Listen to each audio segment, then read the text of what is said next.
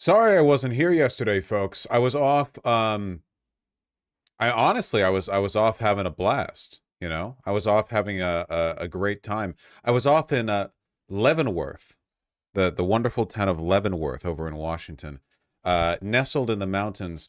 It's a Bavarian LARP town, if you can believe it. The whole town is Bavaria. You know, like the place in Germany, Texas and Germany. In Lederhosen? No, unfortunately, the women there were wearing the dress, but the men were not wearing Lederhosen. The one of the guys working the grill at the beer garden that I went to did have the hat. Did you eat some good schnitzel? Yes. They really commit to it. No, no, no, no, no. They really, really commit to it, you know?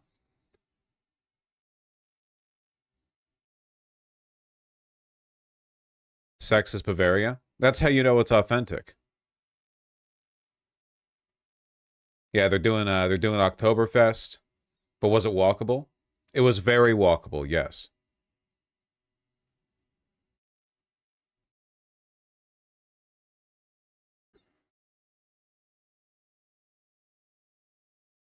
I got called a slur in Leavenworth while camping. Great. I'm happy to. When we went over, there was actually some anti Trump protesting going on.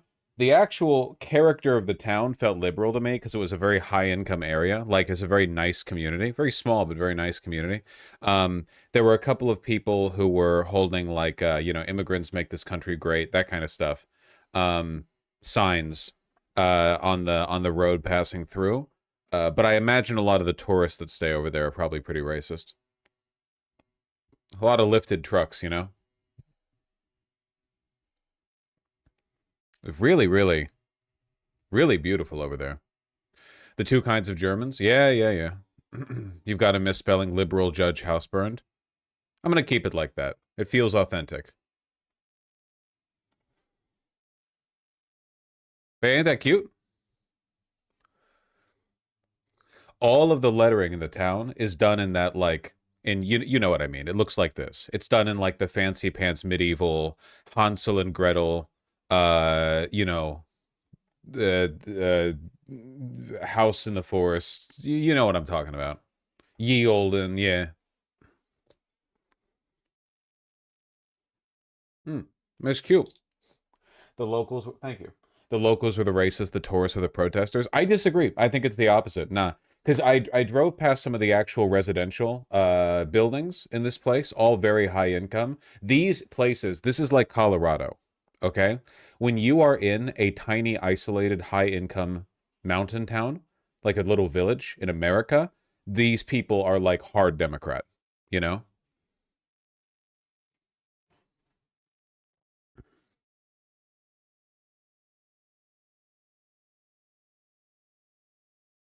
All the racists live in Kennewick or Spokane. That's fucking true. Will you ever visit real Germany? I went to Germany when I went to Barcelona. I stopped in Germany. I stopped in Frankfurt, walked around, saw a bunch of what do you see in Europe? You see teenagers with Adidas jerseys and adults wearing very tight pants who look mildly flustered and busy, but also like polite. You know what I mean? Then that was the character of the airport. Any AFD flags? At Leavenworth? No, and that's how you know you weren't actually in Bavaria.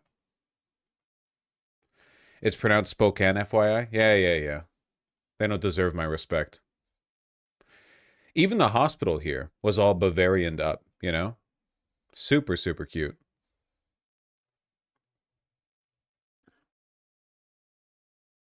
Look at this. The town committed to it so much. What does the "and mo" in your title mean? It means that I ran out of characters for the title, where I'm limited to 100.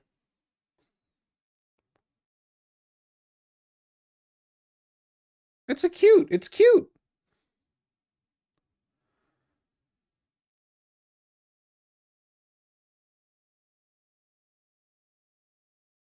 Spokane is just Tacoma, but bigger. Not any good parts of Tacoma, just the bad parts. Okay, that's Tacoma slander. That's fucking crazy, man. You can't say that shit. Okay, Tacoma's gone through enough. You can't say it's like Spokane. You can't do that.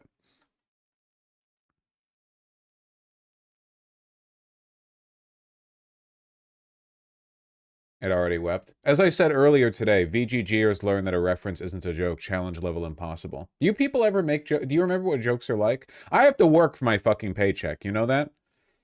If I got anywhere near as lazy as you people did, you misspelled judge in the title. I know. But you know what? Just to stop people from telling me this for the next 4 hours. Only to spare all of you the 17 different canned responses that I would offer. Jesus.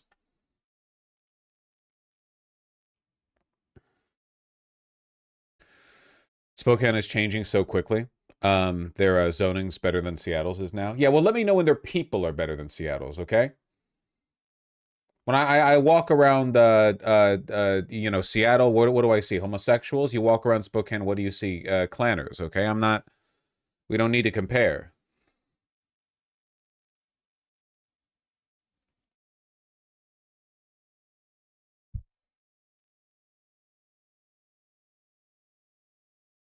Spokane, that's true. That's true. Hey, so not to listen. I'm not a one-bit act. We can do negative news about countries that aren't the United States of America. You guys notice that 1984 is real, and also V for Vendetta is real. What the fuck is going on in Britain with the Palestine Action business, man? Jesus Christ!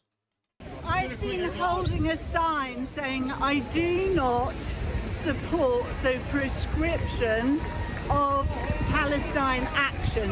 I've been arrested for having the words Palestine Action written on a sign. Actually, like, insane. So, if you don't remember, they designated Palestine Action a terrorist group, which they're not. You know, this is Israel cuckery here. Over in the United Kingdom, they designated a terrorist group, and which means that any statement of support for Palestine Action is legally supporting terrorism over there. They don't have the First Amendment. So, I mean, you know, it's just like flatly, they don't have those protections. But this lady's now been arrested just for saying she disagrees with the law. She's not even saying she supports Palestine Action. She's saying she disagrees with the prescription of them as a terrorist group, which is not against the law. What she said is not illegal, even based on the insane law they already have. This is a police state. Do you think the police will be arresting journalists next for mentioning Palestine Action? Anything's possible, apparently, in this country. I don't recognise it anymore. Jesus Christ. The UK Tories have also talked about an ICE for the UK. This was the Tories, right? Well, they're not going to be winning anything. They did try to pad their numbers with a woke DEI hire for their resident Hitlerite. The future of neo-Nazism is black lesbian women, I'm told. You take a look at Japan, Italy, the AFD, now here.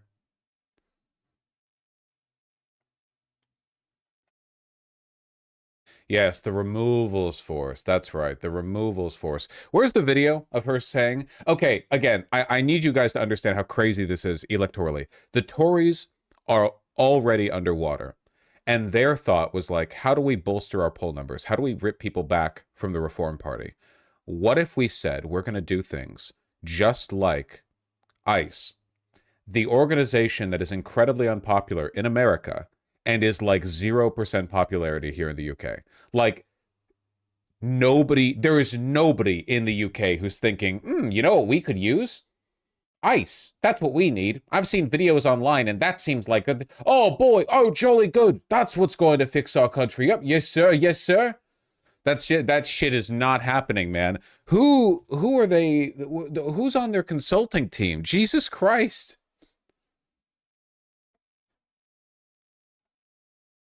Look at this. Where's the market for this in the United Kingdom? Today, I'm launching our Radical Borders Plan, the toughest reforms Britain has ever seen to border laws and operations. Successive governments have failed on immigration. Labour promised to smash the gangs. Instead, in just a year, they delivered record small boat crossings, over 50,000 illegal arrivals. 32 I think you might be underestimating how racist Brits are. Yeah, but you don't understand, okay? ICE is insane, not for their racism. Lots of countries are as racist as America, or more. We're not unique in that regard. ICE is like the most brutal fucking federal paramilitary force in the Western world. Nothing else even comes close. Right now, everyone on Earth is watching videos of ICE, like, slamming journalists' faces into walls. They're the fucking Gestapo, okay? It's not just about the racism. Yeah, there are lots of racists, okay? That does not mean people want fucking ICE in their country. 2,000 people in asylum hotels, billions wasted. It's pure weakness. Britain needs a serious, credible plan and the backbone to deliver it. That's the Conservatives. That's our Borders plan. Our plan is clear and backed by expert legal analysis and serious structural reforms to deliver what the British public... Backed by rigorous legal analysis and serious structural reform. What does that mean? It sounds like you're assessing the credibility of the program, but then public deserve, banning asylum claims for illegal entrants, leaving the ECHR and scrapping the Human Rights Act. I love it when guys wear button-up shirts where you can tell that if they like moved their arms too high up above their head, every seam would rip, every button would pop, and they would be wearing loose threads. Creating a new removals force, removing 150,000 a year, deporting all illegal arrivals within a week, ending costly legal challenges of Within block a removals, week. and getting returns agreements backed by visa sanctions, so if countries don't take back their own people who have broken our laws, no more of their nationals will be allowed to come here. Only the Conservatives. So this is them trying to pull back reform voters, but it's not going to work because, like, the Tories have just completely... for one, they're not populist, and for two, they're really, really bad at messaging. Have a plan to deliver stronger borders. My message is clear. If you come here illegally, you will be deported. We'll shut down the... Also, and listen, pardon me for pointing out the obvious, but like, if your goal is to appeal to people so racist that they want to repeal the Human Rights Act and just deport people the nanosecond they enter your country, why are you pitching this to black women? Like, come on. Let's not be, like, stupid. Okay? What are you doing? If you want to do the whole white ethno-state thing, more power to you, I guess. Why are you... It's the liberal fascism thing. I mean, I guess we see the exact same thing in the Trump administration, where, like, the Department of Homeland Security is explicitly fascist. Like their messaging is unambiguously just neo-Nazi propaganda, but they're run by a ditzy Barbie lady. The FBI is run by an Indian guy. You know, it doesn't actually matter. asylum hotel racket, save billions, and take back control of Britain's borders. It's not going to work. The Tories are so incompetent they misspelled Britain in their own literature. Well, I misspelled judge in my own stream title, so maybe I'm not in a position to judge. Still got it. Anyway, I really don't know how this is going to play out in the long run, optically. There are so many pictures and videos of police in London conducting arrests of people for being terrorist supporters, for holding up signs saying, you know, Palestine Action is not a terrorist group or something to that effect. Look at these two. Jesus Christ. Breaking. A blind man with a mobility cane is arrested under the Terrorism Act for holding a sign which reads, "I oppose genocide, I support Palestine Action." You can tell the cops aren't into it either. That's the real difference right now, is that the Department of Homeland Security is 100% pulling hires from, like, neo-Nazi terror cells within the United States. So all of these new hires, which is why they're wearing masks, by the way. So all these new hires are, like, lunatic... like, they're violent monsters. Like, they're barely even people, you know? But over in London with the Metropolitan, you know, they're I'm not saying these cops are good people or whatever, but there's, like, a totally different character, you know? So all the cops always look really resigned doing these arrests. Anything to say, friend? People really care about this country. Okay, sir. Right, so we've got some bollards coming up. Yeah. So we're just going to navigate our way around this. My colleague's clearing away. We're going to take a little left here. Take a little left here. Excuse me. The Met Police is incredibly bad. Suck it up. I'm sorry. Listen, We have actual fucking Gestapo agents running around the United States right now, willy-nilly. They're tear gassing babies. All right, I'm gonna let you know what. Just I'm dropping the international solidarity card for a second. Okay, right now it's boohoo us. All right. It is getting beyond a joke.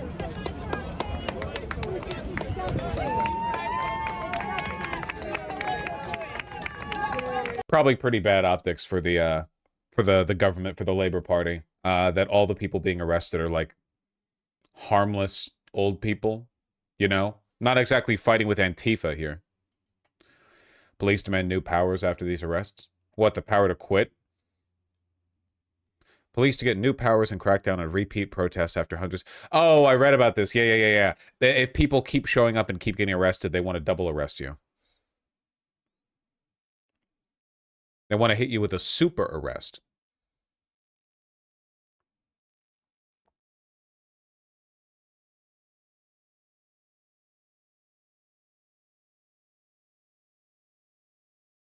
As part of the new crackdown, ministers will amend sections 12 and 14 of the Public Order Act of 1986 to explicitly allow the police to take account of the cumulative impact of frequent protests in local areas.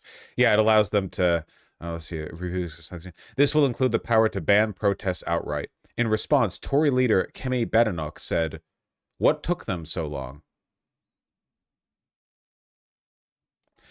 She also said pro-Palestine demonstrators were abusing their right to protest, and many people at the marches are, quote, actually out to intimidate Jews. That's crazy. And then you look at the protest, and it's like doddering, senile pensioners, you know?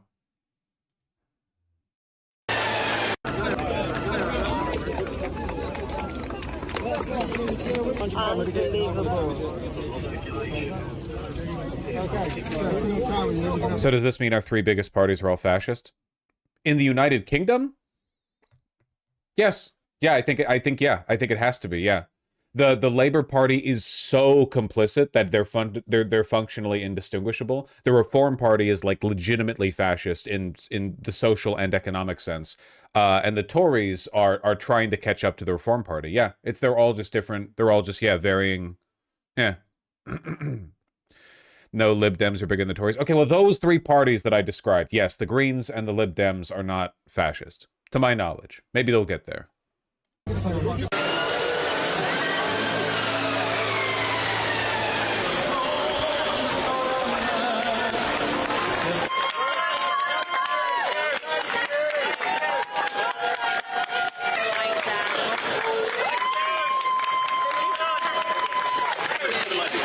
Man, after seeing all the videos of the DHS arrests, it's fucking crazy how nice the Metropolitan Police are over in London. I know they're still bad. Please don't come after me. Don't send me emails. If you send me an email, I will be mad at you, and I won't read it, okay? But, like, in comparison, you know? The least violent ICE takedown is like a baby getting grabbed by the neck and suplexed over the shoulder of the ICE agent, you know? But every time I see somebody get arrested in London, it's like 15 police officers, like each with one hand on the protester, gently leading them to the van they're getting sent to, you know?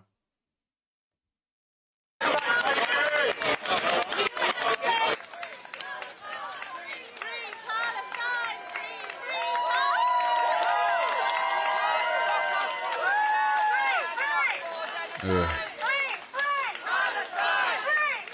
I will say that I do find these hats quite delightful. Is this actual uniform? The men have like the old bobby cap style with the forward brim and the little doof, and then the ladies have the little, what is it, like a trilby? I think that's quite cute. Certainly their uniforms are a lot less intimidating than US police officers. I didn't realize the men and women had different hats. I never noticed that before. Oh yeah, a little bowler hat, yeah.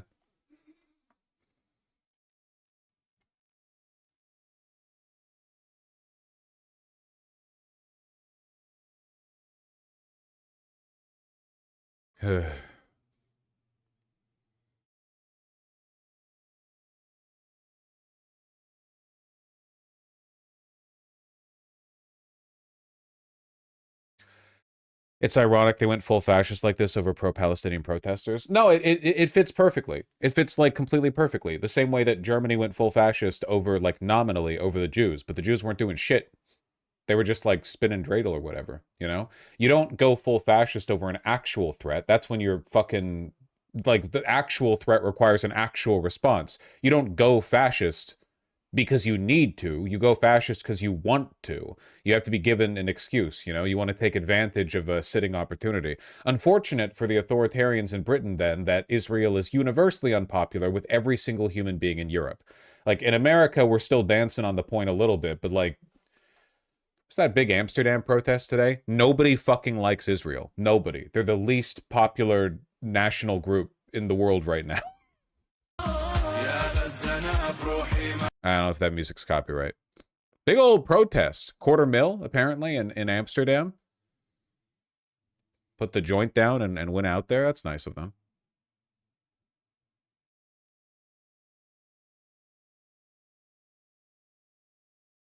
And all in red. That's very pretty from a distance, you know? Why are they all red? I don't know. It's probably like a... in today's red line for Palestine. Well, there you go. I intuited it from the name of the protest, you know? It just looks good, you know? It looks good, like, to have the color coordination from a distance. They're red for an amazing reason. Oh, man. We're so fucked. That's crazy.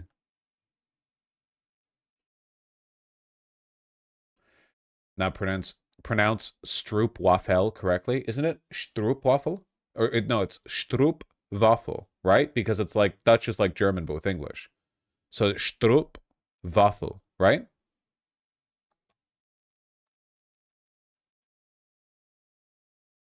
No?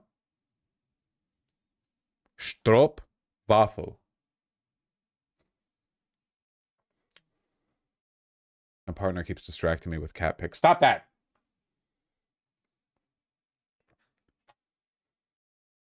Does Israel keep getting so much compliance for all these governments? Whenever we say Israel, okay, what you need to understand, again, and I'll keep saying this for as many times as necessary because it's very, very important to understand. Israel is, okay, you know how Saudi Arabia is an oil company with like a nation stamped over it? You know, it's an oil company wearing a country trench coat, all right? Israel is a web of surveillance and military companies wearing a country trench coat, but then the trench coat became really, really racist. That's literally like the hyper racist, ethno-nationalist, greater Israel, Jewish supremacist population of Israel, deeply fascistic, Nazi, so on and so forth, right, are enabled by the enormous power of them being the like main center of military and surveillance investment.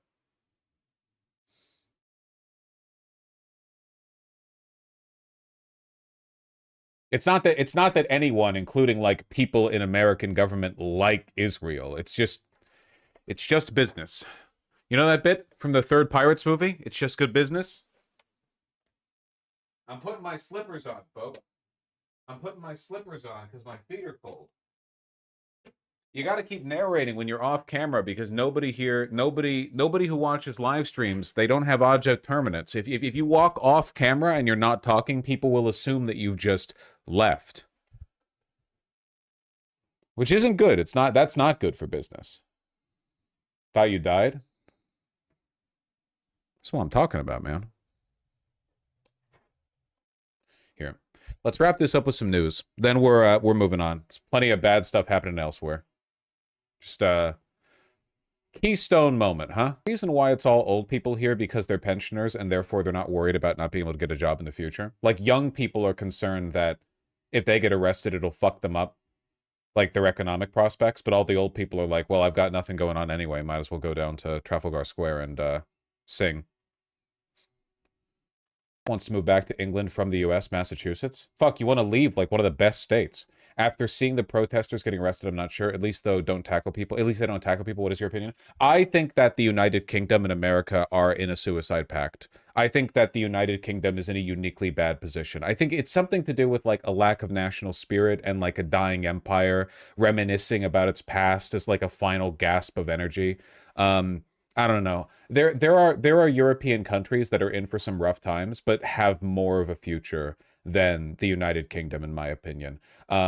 Spain, France, easily. The Netherlands, any of the tiny irrelevant ones whose names I don't recall. Fuck, even Germany and Italy, probably, I would say. The UK right now feels like it's in a really bad state.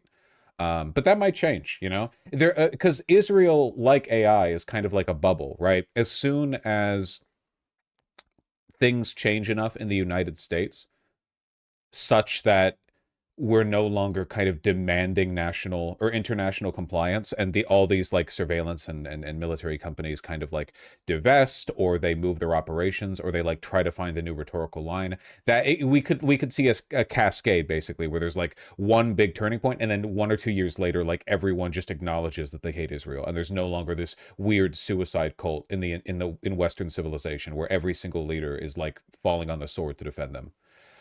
I'm not sure. So that in the context of these protests, unlike in America, where basically like a third to half the population will support any brutality against pro-Palestinian protesters, usually from the right. Like the elite liberal class will do it because they're all in bed with Wall Street, and the right will do it because they despise you and like death, and they like suffering because they're demonic. But my understanding is that in the UK, nobody likes this. Literally nobody. Like everyone, except for the people currently doing it, is distancing themselves from it. You know, like nobody thinks it's good, but like realistically, if Reform Tories got in power, they would also do it because they're also beholden to the, you know. Grief of Jews, and that there should be a moment of... Even Reform voters don't like Israel. Maybe some do, in like a kind of united front against Islam, but like for the most part, they don't like Israel. No, the free speech activism in Europe during the 2010s. I've been saying this for a while, but I genuinely think one of the biggest or easiest pathways forward for especially American, like liberal / left big tent unity is a kind of like paleo-liberalism, like Patriots line. Like the Republicans are all traitors, you know. They're actual traitors. They would have been loyalists back during the Revolutionary War. They despised our country and our Constitution, our free speech. They hate it. They Trump loves Saudi Arabia, hates America. We believe in free speech. You hate it. You need to go.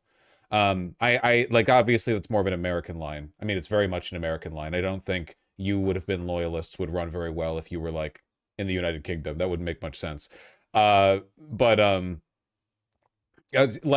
we're not fighting against like liberalism here. We're fighting against illiberalism. We have to know what our enemy is. Liberals would defer to consultancy, but now they would, but they wouldn't have then. Like again, liberalism isn't just like 1980 and onward. Liberalism used to be an ideology that people believed in so fiercely that they like fought wars over it, right? Like nowadays it's difficult to imagine that. Nowadays a liberal would only fight a war if it benefited a corporation in some way. But like there was a point in time where this was something that people really believed in, you know? The French Revolution, to an extent the American Revolution. I know that it was mostly like a pastoral aristocratic class trying to like build their own country and wrest free from the, you know, the British elites they felt distance from. I understand that, but there were many like post-Enlightenment liberal intellectuals who were part of the American Revolution who thought of it highly and put their work into building the country. And I think that it's important to understand that those people would not like the Democrats today.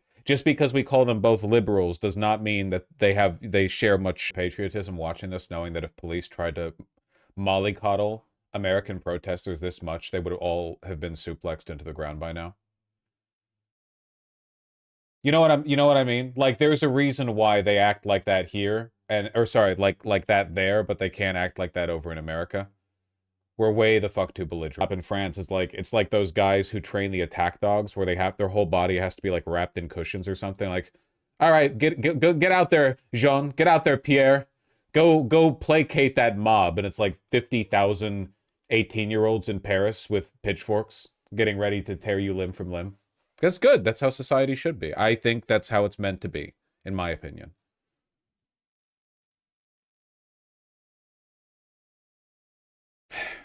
It's very grim.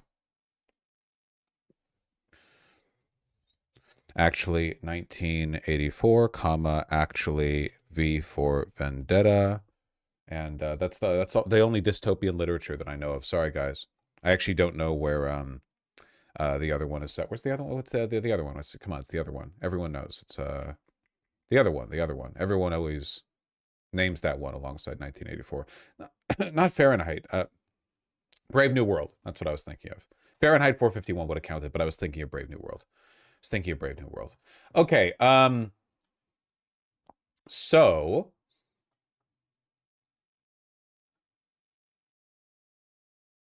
did you know White House press brief from this morning? Anything particularly noteworthy? Probably a lot. You know what? We'll take a look. We'll take a look in a second. You know what? Well, no. We'll take a look right now. How about that? You like that? You like that on the spot reporting? It's the benefit of live streaming, you know? All right. Hey, Steve. How are you? Glad you're so excited to see. All right, so I guess we're just going to skip right to the context here. A judge blocked the deployment of National Guardsmen in Oregon. Of course, that deployment would have been illegal from the president because the president can only nationalize the National Guard in situations of, if there's an emergency, if the situation calls for it, which, of course, in this moment it does not, even remotely. Nothing is happening over there. So the judge blocked that. In response, in addition to appealing that ruling, Donald Trump is pulling guardsmen from other states, Texas and California, to go send and invade Oregon. However, a quick judge ruling immediately put a block to the deployment of the California National Guard over to Oregon. So to my knowledge, right now, the only remaining National Guard regiment that is currently in deployment is the Texas one, and they're sending people both to Portland and Chicago. Because the Supreme Court got rid of federal injunctions, now only plaintiffs listed in a case can be affected by the ruling of that case during like an injunction, meaning like there's no longer nationwide injunctions, which means that even though there have been two separate court orders blocking the deployment of National Guardsmen over to Portland, they only apply to California and to Oregon, not to Texas. So, you know. I thought the judge said no state National Guard can be deployed. Oh, well then maybe I'm out of date. Sorry, I slept in. Okay. Me today. My understanding was that the Texas one got through. Okay, that's good to hear. Let's see how it goes. The judge claimed her ruling applies to Texas. Was Texas listed as a plaintiff? Were they listed in the order? When did this come out? Late last night. Okay, I was in the mountains. Alrighty. Good afternoon, everybody, and happy Monday. Let's get to it, and we'll begin with a few scheduling announcements today. President Trump will be hosting the Canadian Prime Minister Mark Carney tomorrow for a working meeting here at the White House. On Thursday, the president will host his 8th cabinet meeting alongside his incredible team. Also on Thursday afternoon, President Trump will host the president of Finland, Alexander Stubb, for a working meeting here at the White House.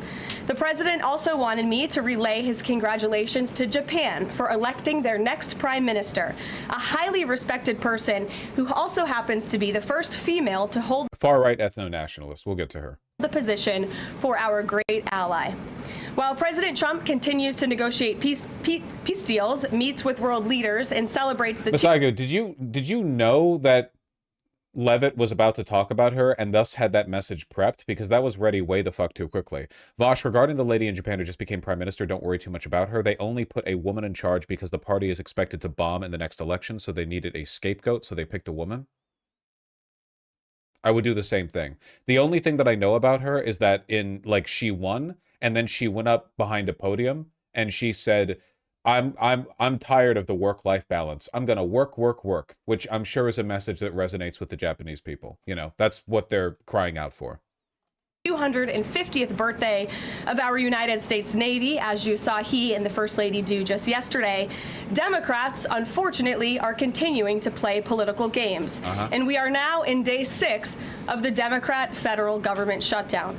Millions of American federal workers are under enormous financial stress as a result, wondering how they will pay their bills and take care of their families. Probably rings a little bit hollow for those federal workers to hear a Republican talking about how concerned they are about their well-being now. Oh, when did that start? If the Democrats do not vote to open the government tonight, federal workers will not receive their next full paycheck. Additionally, the special supplemental nutrition program for women, infants, and children will run out of federal money very soon. This program The thing you want to cut? provides vouchers to buy infant formula, fresh fruits and vegetables, and other healthy foods for low-income families. It can be easily fully funded if Democrats simply vote tonight to reopen the government. Also, our incredible military service members who risk their lives to preserve and defend our country are now working without pay and will miss their next paychecks if this Democrat shutdown does not end tonight. The Republican-backed clean and nonpartisan funding bill fully funds this important food aid program, gets our troops paid, and reopens the government. So all of this begs the question, what is the Democrat ongoing shutdown truly about? The sad truth, we believe, is that the Democrats intentionally shut down the government and are inflicting this pain on American citizens to try and demand free health care for illegal aliens. Of course... You know what? I think this is a weakness of hers. I actually think that she's quite bad at this. She's really, really good at being vindictive. She's really bad at pretending to care about people. I guess it makes sense, right? Like, that's kind of your personality matrix. She's quite good at rolling with the punches when she gets to be like the cruel, evil piece of shit. But when she has to pretend to care about federal workers or like single mothers getting SNAP assistance, it kind of falls through, you know? This is an indefensible and truly radical policy to be in favor of. See, she's not doing the inflections. When she's decrying the Democrats, she does the inflections. Let alone to use as the primary reason to shut down the United States government. So the Democrats and their allies are desperately lying about their true motivations. We have to set the record straight with the facts so the American people understand what's really at play here. House Republicans passed a clean and nonpartisan funding bill to keep the government open and ensure our troops and other hardworking Americans are paid. Every single House Democrat except one voted against this clean and nonpartisan funding bill. Senate Republicans have subsequently tried to pass this same clean funding bill for Okay, just get to the news. Children's health insurance program. Someone shows you who they are, believe them. The Democrat in the words of a ICE officer recently caught on tape, fuck them kids, all right? Sorry. You shut the government down. No one's getting food. We're all gonna die. You're in here with us. We're not locked in here with you. You're locked in here with us. Party has unfortunately closed our government, costing Americans their jobs, threatening our military readiness, harming our economy, and causing 13 separate times under Joe Biden and vote for this exact same type of funding bill. Now the Senate will vote tonight for the 5th time to reopen the government on the 6th day of this shutdown. As you know them, some of them sit just behind me at those desks. They are unable to show up to work right now. There's nothing to negotiate, just reopen the government. Unfortunate consequence of that. Is there a timing for when that would happen? Well, look, we'll see how the vote goes tonight. Here, I want to get past the talk about reopening the government because I'm really interested what she has to say in response to the fact that, like, guys, the whole Trump invading cities stuff has been getting a lot more serious lately. It's been really ramping up. It's been really ramping up. I saw somebody in YouTube chat earlier before I even started the stream saying, like, listen, I understand it's good for the algo, but I wish Vosh's titles weren't so doomer. And I'm responding to you directly, but I just want to say, like, we're just in those times, man. I'm sorry. I can only pepper in so much optimism in the, opening, months after 1939, after the invasion of Poland. I feel like sometimes you just have to roll with it a little bit. It's up to you whether or not you can follow through. But yeah, seriously, the rhetoric has really been escalating. But we have to take care of this little gnat that's on our shoulder called the Democrats. They want to give all of our money to illegal aliens that pour into the country. And, I have a bigger heart than they do. But the problem is when you do that, they come in by the millions. Everybody wants that, so you can't... That's him talking to the Navy there. So, yeah, I mean... Yeah, it's pretty bad. Stephen Miller is also doing everything in his power. Like, so Stephen Miller right now is in his calling literally everything on Earth terrorism arc, his moment, his era. Why can't I see his tweets? Twitter's bugging out for me for a sec. Come on. Why can't I see his tweets?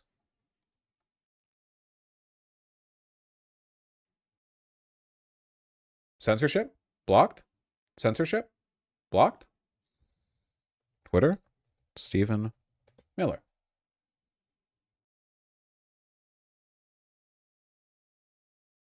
That's really strange. Look at this. It's not showing me his tweets at all on posts. And if I go to replies, it's showing who he replied to, but it's not showing his replies. I'm going to choose not to be conspiratorial about this and assume that it's merely Elon. He blocked you? No, he didn't. It would say if he blocked me. Also, you can see people through a block now. Haven't you used Twitter? There's a big blocked button. That means I blocked him. That's the other way around. Maybe I can find a screenshot.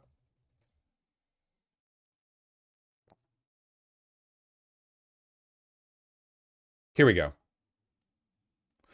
In response to one of the judge's orders halting the deployment of National Guardsmen with no cause to Portland. Legal insurrection. The president is the commander-in-chief of the armed forces, not an Oregon judge. Portland and Oregon law enforcement, at the direction of local leaders, have refused to aid ICE officers facing relentless terroristic threats and assaults.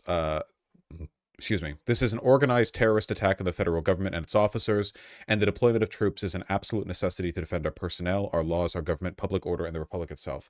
So right now, he's calling literally everything terrorism, and that's because he's the one true blue fascist who's trying to amp up the federal government into, like, really committing to the bit, you know? A bunch of other people in the administration are, like, just there to get their bag.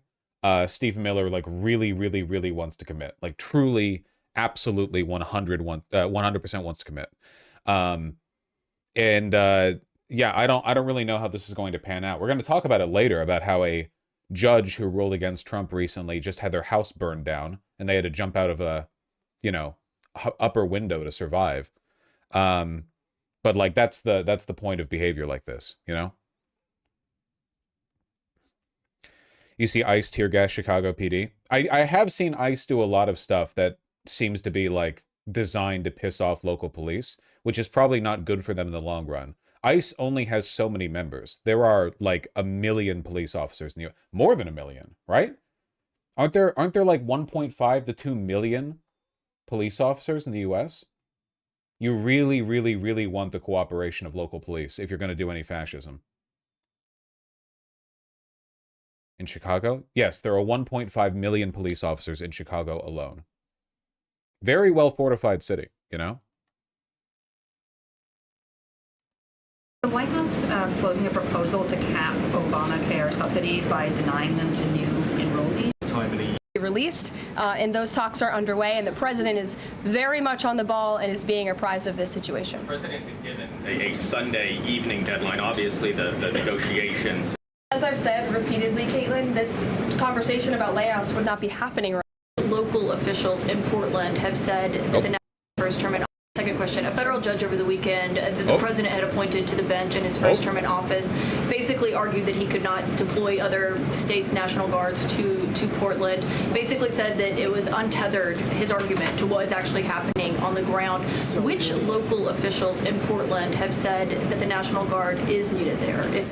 With all due respect to that judge, I think her opinion is untethered in reality and in the law. The president is using his authority as commander-in-chief, U.S. Code 12406, which clearly states that the president has the right to call up the National Guard in cases where he deems it's appropriate.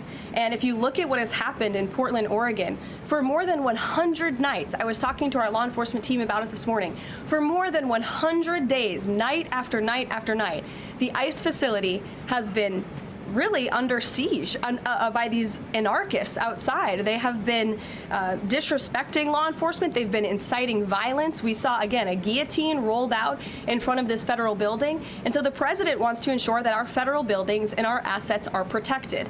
And that's exactly what he's trying to do. And ultimately, in the case in Los Angeles, that judge ruled. She's really not doing a good job today, huh? She's not doing a good job. It's actually like bad for her. this is like the pivotal moment. We're getting closer and closer to like the big happening, right? Like we are getting closer and closer to that pivotal, like, overturn the judges, we're just sending the military in, you know, Boston Massacre type moment. And she really needs to sell these points. She just sounds like she's reading off from a script. In the Ninth Circuit, that panel of judges ruled that those troops could remain and that the president was well within his authority to do so. So not answering the question, of course. We're appealing that decision. As you know, we expect a hearing on it pretty quickly, and we're very confident in the president's legal authority to do this, and we're very confident we will win on the merits of the law. But no local officials that you can point to that have said we need the National Guard? Because I spoke to the police chief of Portland last week. He said that the president's claims just don't match up with what's happening on the ground. I would encourage you as a reporter to go on the ground and to take a look at it for yourself, because there's been many members of the press, not press in this room, but independent journalists, some of whom we'll be inviting to the White House very soon to share their stories. Because my fucking God, we're gonna get Andy Ngo up here at the fucking podium.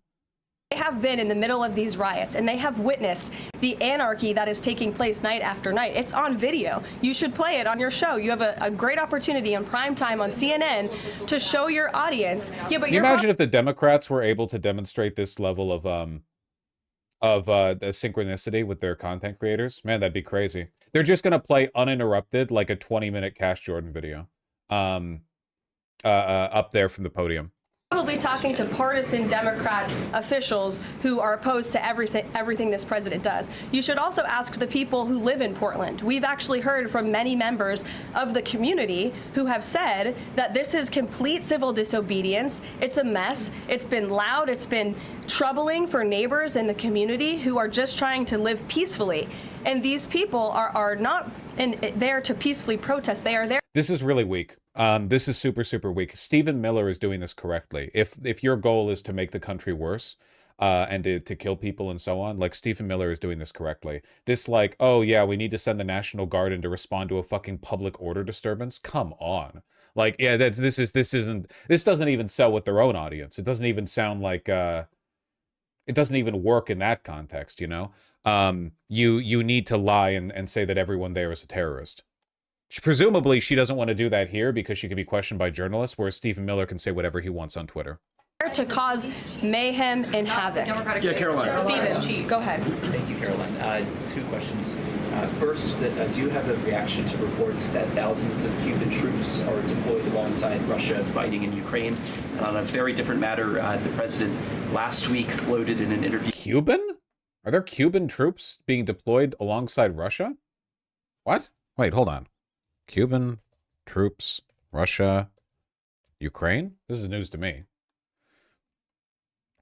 U.S. says 5,000 Cuban mercenaries. Okay, mercenaries and troops are two different things. Maybe fighting for Russia. Exclusive, citing Cuban fighters in Ukraine. U.S. urges allies to shun Havana at U.S. Oh, hold on a second. Is this just us lying? Citing Cuban fighters in Ukraine, the United States urges its allies to shun Havana at UN. So we're just lying about the Cubans being there? For one, how is the Cuban government responsible for their mercenaries? For two, what? Why the fuck would any Cubans want to go fight in the Russia-Ukraine war? Like, even poverty, hunger-stricken Cuba is a paradise compared to that shit. Jesus Christ. With our colleague Daniel from One America. Yeah, I don't believe that. I don't believe that for a damn second. I'll need some better evidence than that. Also, again, how is the Cuban government responsible for the mercenaries? What, like, mercenaries are non-state actors. They literally, it would have been like joining the Foreign Legion or whatever. They would have gone over there if they wanted to. How the fuck does that? What does that have to do with Cuba? Whatever. A rebate for tariffs of up to $2,000 per person. Is that plan contingent on the Supreme Court's upcoming ruling on the legality of the tariffs? And is the White House preparing for legislation to make that happen? Sure. On the first point, I have not seen that report, Stephen, but I'll check in with our national security team after this and we'll get you an update. To your second point about the tariff rebates, I think it's an idea that the president has discussed and floated with his team of advisors. It's never happening. It's never happening. Yeah, oh, he's floated it? Really? I thought he promised it. He kept saying he's going to do it. He's never going to do it. Keep up with those promises that never come true, man. They really play well. But no decision has been firmly made at this point in time. Oh, yeah. Why don't we go to the back? Owen. Good afternoon. Good afternoon. Hold on. Somebody provided this link. You have called You've called the district judge's ruling blocking the deployment of National Guard in Oregon illegal insurrection. Does the administration still plan to abide by that ruling? Well, the administration filed an appeal this morning with the Ninth Circuit. I would note the administration won an identical case in the Ninth Circuit just a few months ago with respect to the federalizing of the California National Guard. Why is he talking like this? Oh God, did he have Botox? Did he, is it happening to you too? Come on, man, you're like one of the only real fascists there. You can't do this shit. Come on. Under Title 10 of the U.S. Code, the president has plenary authority. Plenary? Oh my God. Dude. Can't we have one, like... Why do they all have to be Mar-a-Lago? Why does it all have to be Barbie and Ken Jersey Shore shit, man? Come on. Jesus Christ.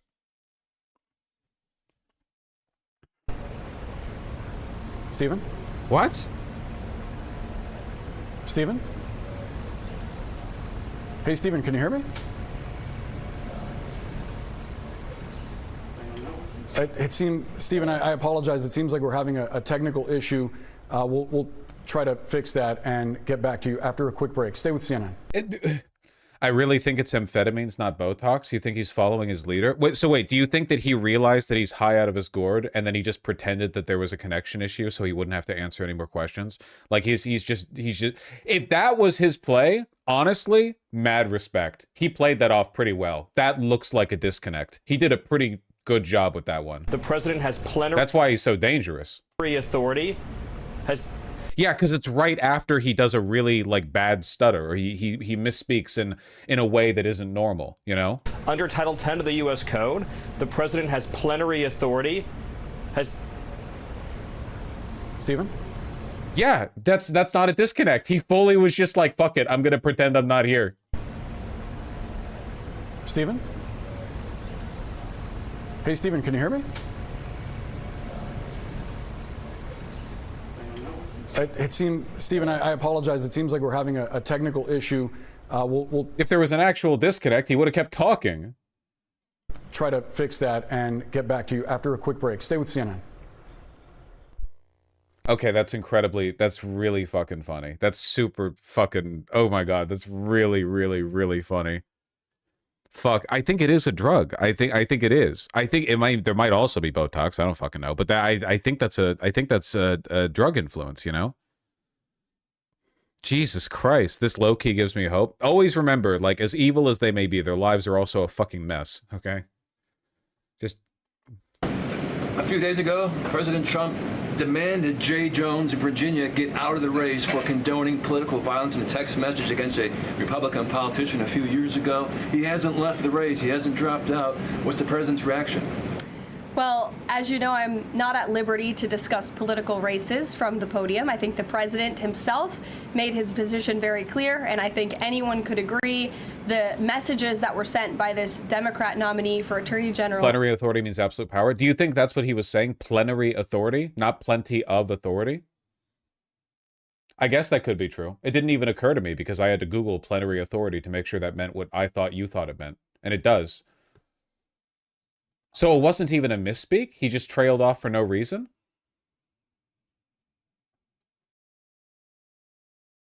But he tried to restart the phrase? Yeah, he said that, and then he said one more, like, syllable, and then he stopped.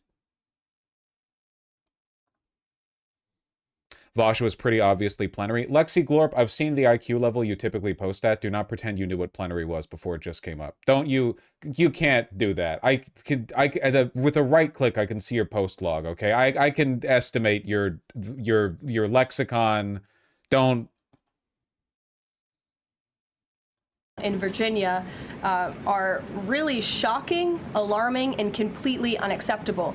He was threatening to kill his opponent and his opponent's children, and that type of rhetoric has zero place in our country, and the president was absolutely right to condemn that. One more, please. Sure, go ahead. Thank you. The Democrats have questioned and scrutinized the president's comments about using potentially the military, American cities, as training grounds for the military.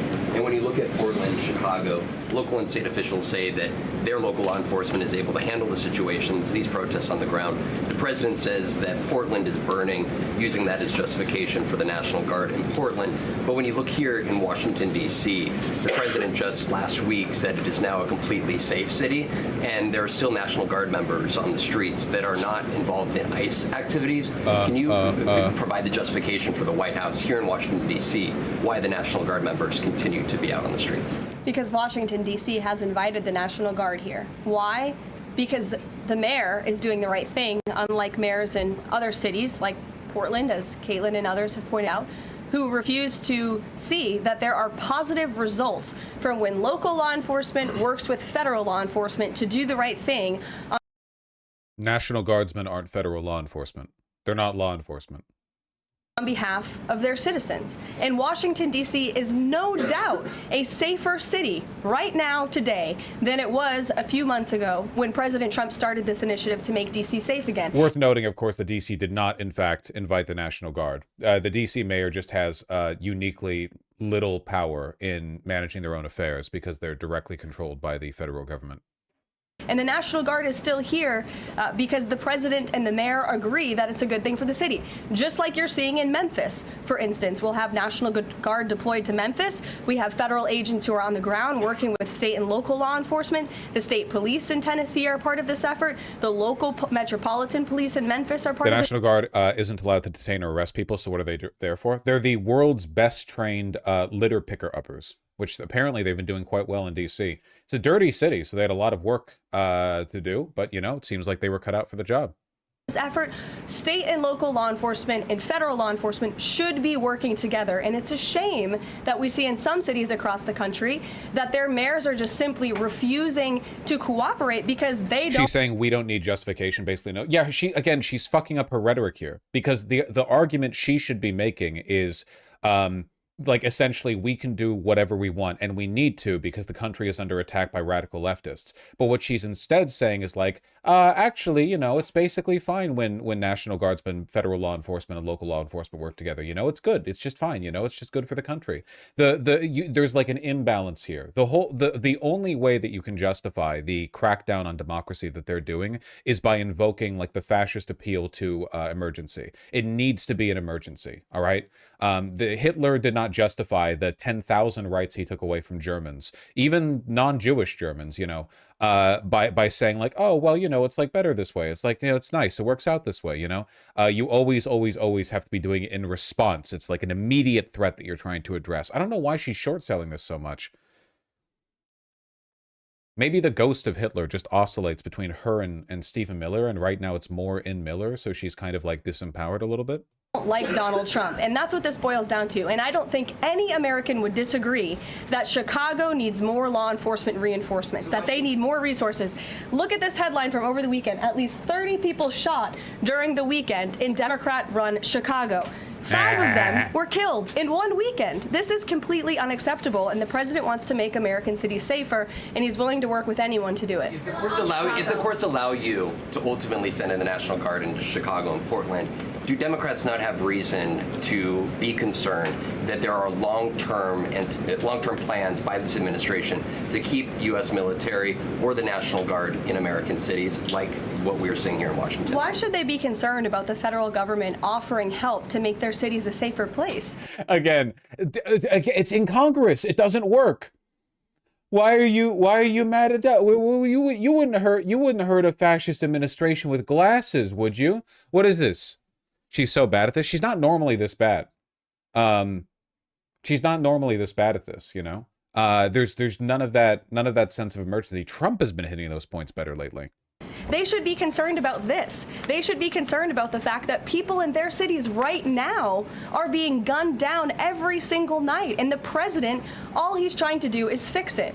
And there has been a complete smear campaign by the Democrats and the media, quite frankly. I was reading Political Playbook this morning, one of the most inside the Beltway newsletters you can find. And you guys are framing this like the president wants to take over the American cities with the military. The president wants to protesting way too much. Come on. You don't do fascism by going, it's like you guys think we're trying to do fascism. Why? Yeah, this is not. You need to accuse the left of being the fascists and the terrorists and the so on. You need to say, like, this is an emergency where, like, every moment that the military doesn't intervene, our country falls, like, more and more into the grip of radical left anarchist terrorists, you know? This is, like, it's the rhetoric used by Steve Miller. That shit works. Help these local leaders who have been completely ineffective in securing their own cities. And we have already seen there's a positive formula for that. Look at Washington, D.C. Not to mention, like, I don't know, I feel like during today's press briefing, she sounds more like a kid, don't you think? She sounds more like a whiny kid, like she's trying to be taken seriously. I don't know. She's authoritative when she's being openly cruel. She sounds kind of whiny when she's pretending to care about people. The murder rate has declined significantly. Our streets are safer. People who live here feel safer. All of you in this room, I know you do. You just won't admit it. And it's a proven... Why would you say this? Oh my God. Dude, this rhetoric is so bad. What the fuck? Is it the shutdown? You're a federal agent. Does the government shutdown affect your cognitive ability? Is there some kind of like demon pact that keeps all of you fueled by the operation of the government? What? Jesus Christ.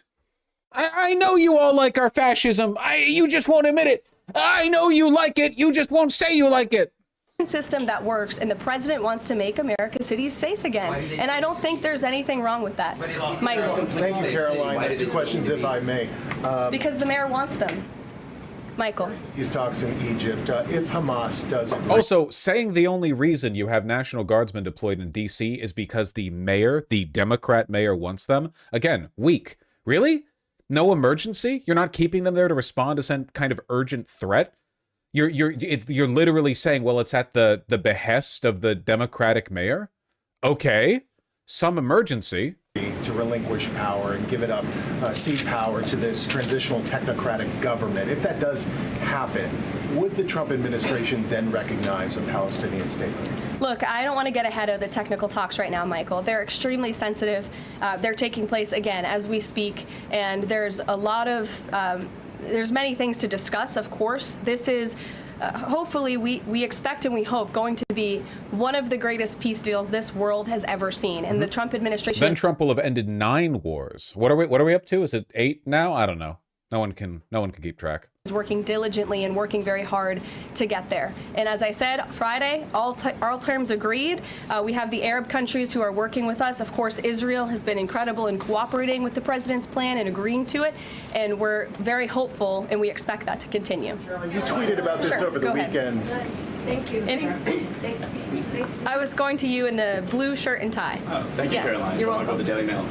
Today, the Supreme Court declined to hear Ghislaine Maxwell's appeal. Will Trump rule out granting her clemency? Is that something the White House is considering? It's not something I've heard discussed, and we don't comment on clemency requests that... Bosch, mate, you keep saying stuff like, even they won't buy this, but MAGA will buy whatever the fuck the marching orders say. You don't understand how rhetoric works, okay? This is not about directly convincing or not convincing people. There are no Republicans watching this press conference and going, I don't like that answer. I'm no longer a Republican. But also, nobody watches press conferences. We are the only human beings watching this. The live viewers to this stream right now, we're actually the only people watching this, okay? What matters more is the national energy and how well they capitalize on the opportunities they're given. And while a Republican may not be convinced for or against a specific point in any instance, they can absolutely be motivated or not motivated to a specific action or a specific point. Oh, sorry, I should take the Miller response. But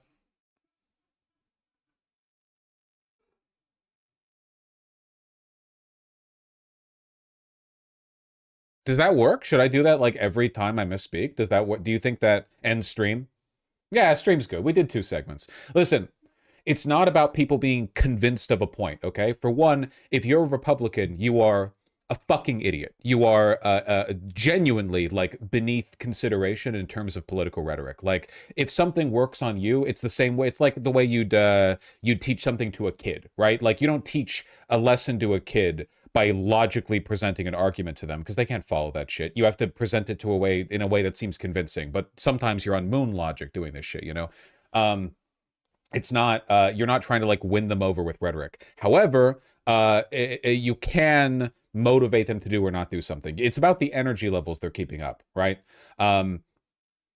I think a good way of putting it would be like after J6, a bunch of Republicans distanced themselves from Trump and the Republican Party. And the thing that moved them over was not them being given rational arguments to convince them that J6 was good / no big deal. It wasn't like they had their mind changed. It was that for a while, the energy was dampened down massively on their movement. And then once the Democrats did nothing to capitalize on that, there was room for them to like build the momentum again. It has to do more with like how well you take advantage of the moment.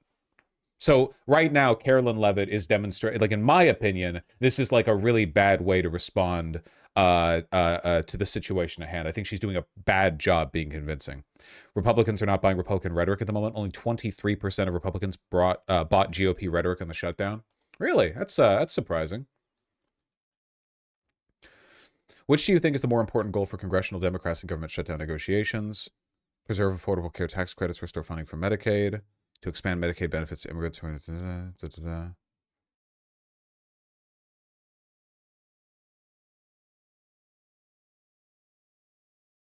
Wait, does this say what you say it says? Only 23% of Republicans bought GOP rhetoric in the shutdown. Where does it say that here? Did you provide the wrong link? This is just specifically about what congressional Democrats should do, not who buys what rhetoric. Eighth cell. What is that? Nothing here says 23, but also it doesn't refer to the... No, the second row is the Republican message. Which do you think is the more important goal for congressional Democrats in government shutdown negotiations? Oh, okay, my apologies. I thought the question was, what should the Democrats prioritize to their own benefit? Not what do the Democrats actually care about. So the argument here then being that the people widely believe the Democrats actually are trying to protect Medicaid funding and Affordable Care Act tax credits, and very few people, you know, relatively speaking, think that it's about expanding these benefits to people in the U.S. illegally. It's a YouGov poll, but still, altogether, pretty good. Yeah, only 22% of Republicans think that. It's pretty good. That's pretty good. The cat video worked. You have to apologize. The cat video. I'm not anti-cat video. I thought the cat video was good. Other people clowned on it because they thought it was unserious. My argument to you is that all politics is unserious. Okay. I've been saying that for years. I put it on a fucking t-shirt. May or may not have been made, but I'm certainly not tracking that one at this point in time. Caroline. Jordan, go ahead. Thank you, Caroline. So we're talking about these radical groups in Portland and Chicago. I know the president has spoken about potentially going after George Soros with RICO charges and for funding all of this violence.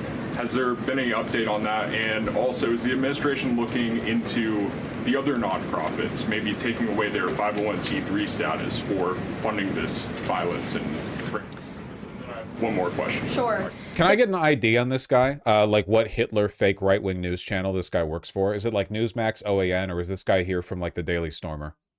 The financial backing of... What a deep voice. Yeah, I recognize a fake fucking tone when I hear one. Yeah, Miss Carolyn Levitt. Also, are you free later this evening? Yeah, thank you. These groups, particularly Antifa, is certainly something the administration is looking into. Jesus Christ, bringing up George Soros and RICO charges. Sure, why not, dude? Fucking why not? Aggressively, and the federal government has never really been mobilized or tasked with doing that. So we're kind of kickstarting that into gear. The FBI is working on it along. George Soros will be the first double Holocaust. Jesus Christ. Fuck, that's what happens when you live long enough, right? When you make it a century, around the sun, you see history repeat. That sucks. Well, he did escape from the first one, but you know, I guess he'll see too. Oh my God. Alongside the White House's Homeland Security Task Force, we have our intelligence community looking into this as well, and even the Secretary of Treasury is involved with these matters since they are financial in nature. And we will continue to get to the bottom of who is funding these organizations in this organized anarchy against our country and our government. It's a question the American people have been begging the answer for many years, and we're committed to uncovering it. And when we do, I'm sure you'll be one of the... Why the fuck is she talking? I'm sorry, I know I keep repeating this point, but she just sounds like incredibly weak. She sounds, yeah, she can't like land any of these talking points, man. We're in like the pivotal moments here. Do you think Republicans are getting worse due to burnout? No. I think that like undoing a democracy requires the nuts on the table, you know? Organized anarchy. First people to know. Separately, Caroline. Thank you. So Gaza, under the president's plan, is going to be governed by a transitional governance of a technocratic, apolitical Palestinian committee made up of qualified Palestinians and international experts. Now, given how radicalized the Palestinian population is in Gaza and in the West Bank, can you offer some insight or guidance into who are some of these Palestinians that are going to be considered for leadership roles in Gaza, and where you're going to be finding them, and do you have any names? No. We're not good governance, and so those will be two of them depend on critical food assistance.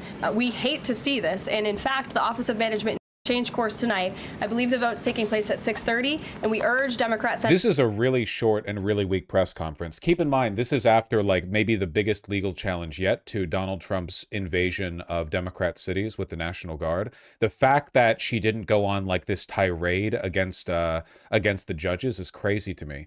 I don't know if it's in response to the burning of that judge's house, like maybe she's worried about drawing too much ire, too much heat. I'm not entirely sure. Yeah, I don't know.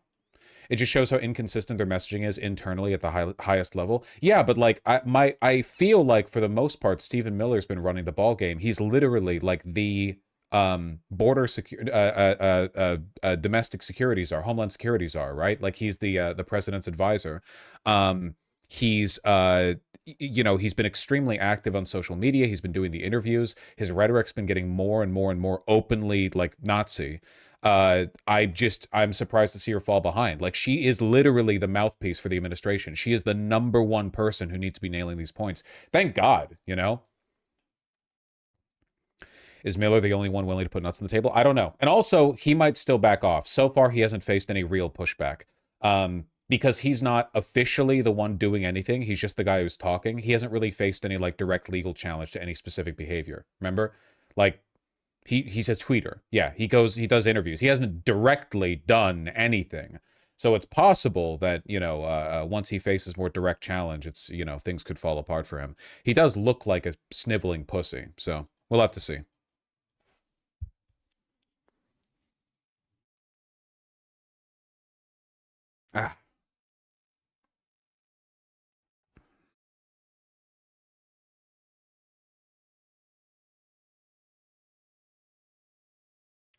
Dude, we have so much shit to cover. Oh, before we move off this topic, though, the National Guard deployments so far have not been... Yeah, it's a political loser, John. It's a political loser. Donald Trump may think it's a political winner, but it's a political loser. Oppose Trump deploying in the U.S. city, active duty U.S. military, 61%. The National Guard in particular, 58%. When you get 3 in 5 Americans agreeing on anything, you know if that is on the opposition side, it's a political loser. And among independents, who are, of course, that key block in the middle of the United States political electorate, we're talking about 2/3 of independents there and about who oppose the deployment of either active duty U.S. military or National Guard like this guy's into pep. U.S. cities. He's always got a good questions that pep. people are asking, or what are the issues they see with these deployments? How long until public opinion's meaningless? Never. For the 50 trillionth time, authoritarian governments rely more on public opinion than democratic governments. Democratic governments have a fallback, right? They have the technocratic, they have the bureaucratic legitimization of their position in power. An authoritarian leader needs enough public support to not get toppled. Okay, look, I think it's that they don't buy Donald Trump's case for why these troops must go into the U.S. cities. Unpopular leaders in a democracy worry about getting heckled when they go out to a nice restaurant with their wife. You know, unpopular leaders in authoritarian country spend 1/3 of the national treasury on private security because they're worried that their palace is going to get burnt down. Like, that's the difference, okay? Public opinion always matters. It matters in North Korea? Yeah, it does. Why do you think their government puts out so much propaganda? Do you think that the Kim dynasty is like widely hated in North Korea? That is not how that shit works. So the New York Times essentially gave you a two-pronged little answer here, right? Trump may use the National Guard to intimidate rivals, or big city crime will spiral out of control if the troops don't go into cities. What you see here is the majority that takes the case is that Trump may use the National Guard to intimidate political rivals at 51%. Just 42% of Americans agree with the Donald Trump stance that, in fact, big city crime will spiral out of control if the National Guard doesn't go into U.S. cities. So essentially what we're seeing here is Donald Trump's making a case, the Democratic opposition's making another case, and the I thought people in China hated the government. No, you've fallen victim to Western propaganda. Opposition's case is winning here, and that is a big reason why what you see is you get about 3 in 5 Americans saying they don't want troops. 42%, bro, we got to do something. You have to understand that, like, every Republican thinks that every Democratic city has been burning for the past decade. Also, Americans in general are just very, very, very susceptible to rhetoric about law and order, crime, that sort of thing. We're a very punitive society. There's a reason why we have prison populations as high as we do. So the fact that these invocations of the National Guard, and especially active duty military, are unpopular as they are here, even in that culture, is meaningful. Going into U.S. cities. You have another really interesting way at looking at this. That President Trump seems... No, I'm okay with one way of looking at it. Thank you. My mind's been expanded enough. Thanks, CNN.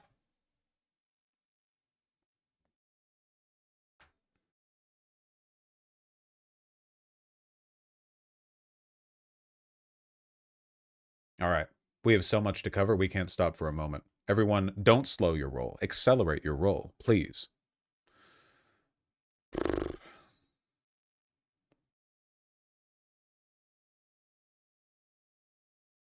Can't stop, won't stop, beast mode. True. So, more, you know, in line with the continued attacks on our democracy.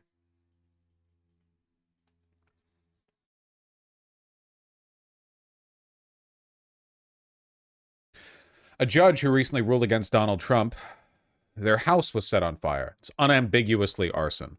The only way, I don't know how many of the family escaped. The only way they escaped was by jumping out of an upper store window. I think they used an explosive device, if I remember. I'm sure the article will clarify.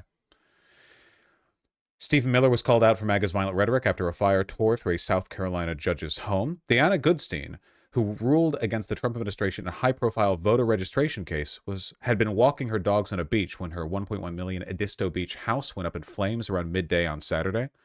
Live shot of the fire. Oh, there we go. That's what we need. Really went up in flames. Like really, really, really went up in flames. You can hear this thing burning.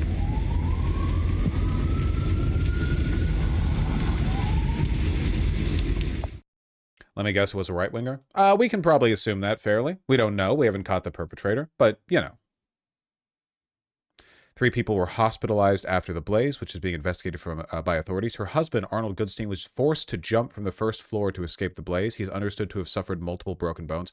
A jump from the first floor. Okay, so the broken bones then are because he's old, I assume. A former Democratic state congressman and state senator. 2 others were rescued by neighbors and paramedics from a marshy area at the rear of the house. Goodstein's son, Arnold Goodstein II, classic, is also in the hospital. The extent of his injuries is not known. I heard the fire had anti-ice written on it in Sharpie. First floor is high up. Look at the porch. That's true. It is an elevated home.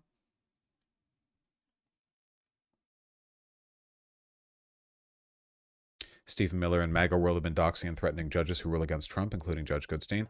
This is just one of in a chain of high-profile acts of violence against Democratic law officials, just unparalleled. You know, the same thing is not happening to Republicans. It's just not, no matter what way you slice it. Some comments of SCOTUS on violence against judges. Of what relevance is this? Are we going to get endorsements of violence against judges from Supreme Court justices? I mean, in this country, maybe.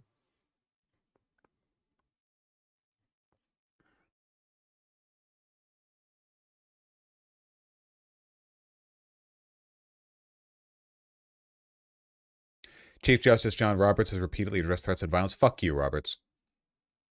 Sotomayor. Well, none of these judges are going to say they're in favor of judges having their houses lit on fire. Well, actually, hold on. Do we have anything here from, no, we don't. Sorry, just Roberts, Jackson, Sotomayor, and Roberts.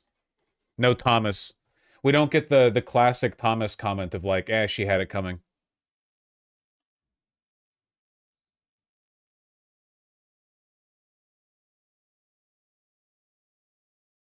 Former Trump advisor Stephen Miller criticized on Twitter the South Carolina judge's decision as part of what he called a, quote, legal insurrection, and suggested courts were acting as a, quote, shadow commander-in-chief.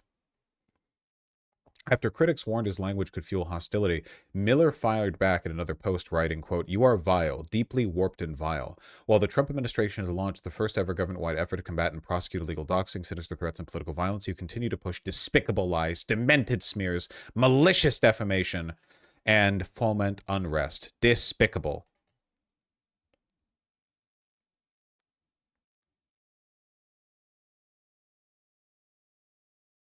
Liberal fascism. It does come across pretty whiny, huh? What? Put the video in the bag. What? Don't remove the video when I'm about to look at the video. They removed the video. There's no more video. It's gone. It's not coming back, folks. I don't know what to do. I reload the page, it goes away. Trump took the video down? He must have. There's no other explanation for its absence. Can anyone think of another explanation? I can't. I cannot. I don't know if I don't know if there's any if there's a Stephen Miller any public appearances or any talks since the burning of the judge's house. I don't know if he's commented on it directly, like outside of Twitter. Been a lot of stuff from him lately, though. Here we are in Memphis. Thank you, Pete, Gaddy, Pam, and of course, your governor, for not only being here today, but for the invitation to your state to bring government. Oh, no, that's good. Oh, that's great. Never possibly imagined.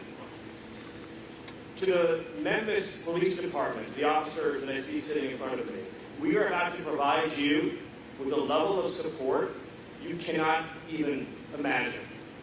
This isn't just a task force. This is a all-of-government unlimited support operation. ATF, DEA, FBI, ICE, Department of War, every resource we have. And they're not going to be sitting behind a desk at a We are keyboard. in Memphis. We are sending in real cops with guns and badges you never possibly imagined. Why is this so scuffed? To the Memphis Police Department, the officers that I see sitting in front of me, we are about to provide you with a level of support you cannot even imagine. This isn't just a task force.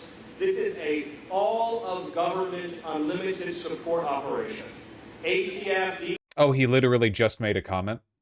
Like 2 minutes ago. He made a comment 2 minutes ago about it. Right here?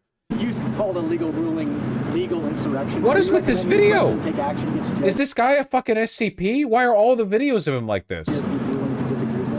No, it's simply a factually accurate statement that when a judge assumes for him or herself the powers that have been relegated or delegated by the Constitution to the president, that is a form of a legal insurrection. And we have seen... Insurrection carries legal weight, so are you recommending... No, we have seen over the last 9 months a ongoing legal insurrection in which district court judges, as a class, in many cases, have issued, which is why they've been overturned so much, have issued rulings that are flagrantly unlawful and Here, I want to see the full thing, actually. I want to see the full thing, not just the clip. No, wait. There he is. Will you forgive a quirked up white boy with a full bladder if he takes a moment to piss? You're going to have to catch me up on what he says, okay? Have fun. Just give me a sec. Couldn't tell you what either one was. I hope you're right halfway through it, moved on to Taylor Swift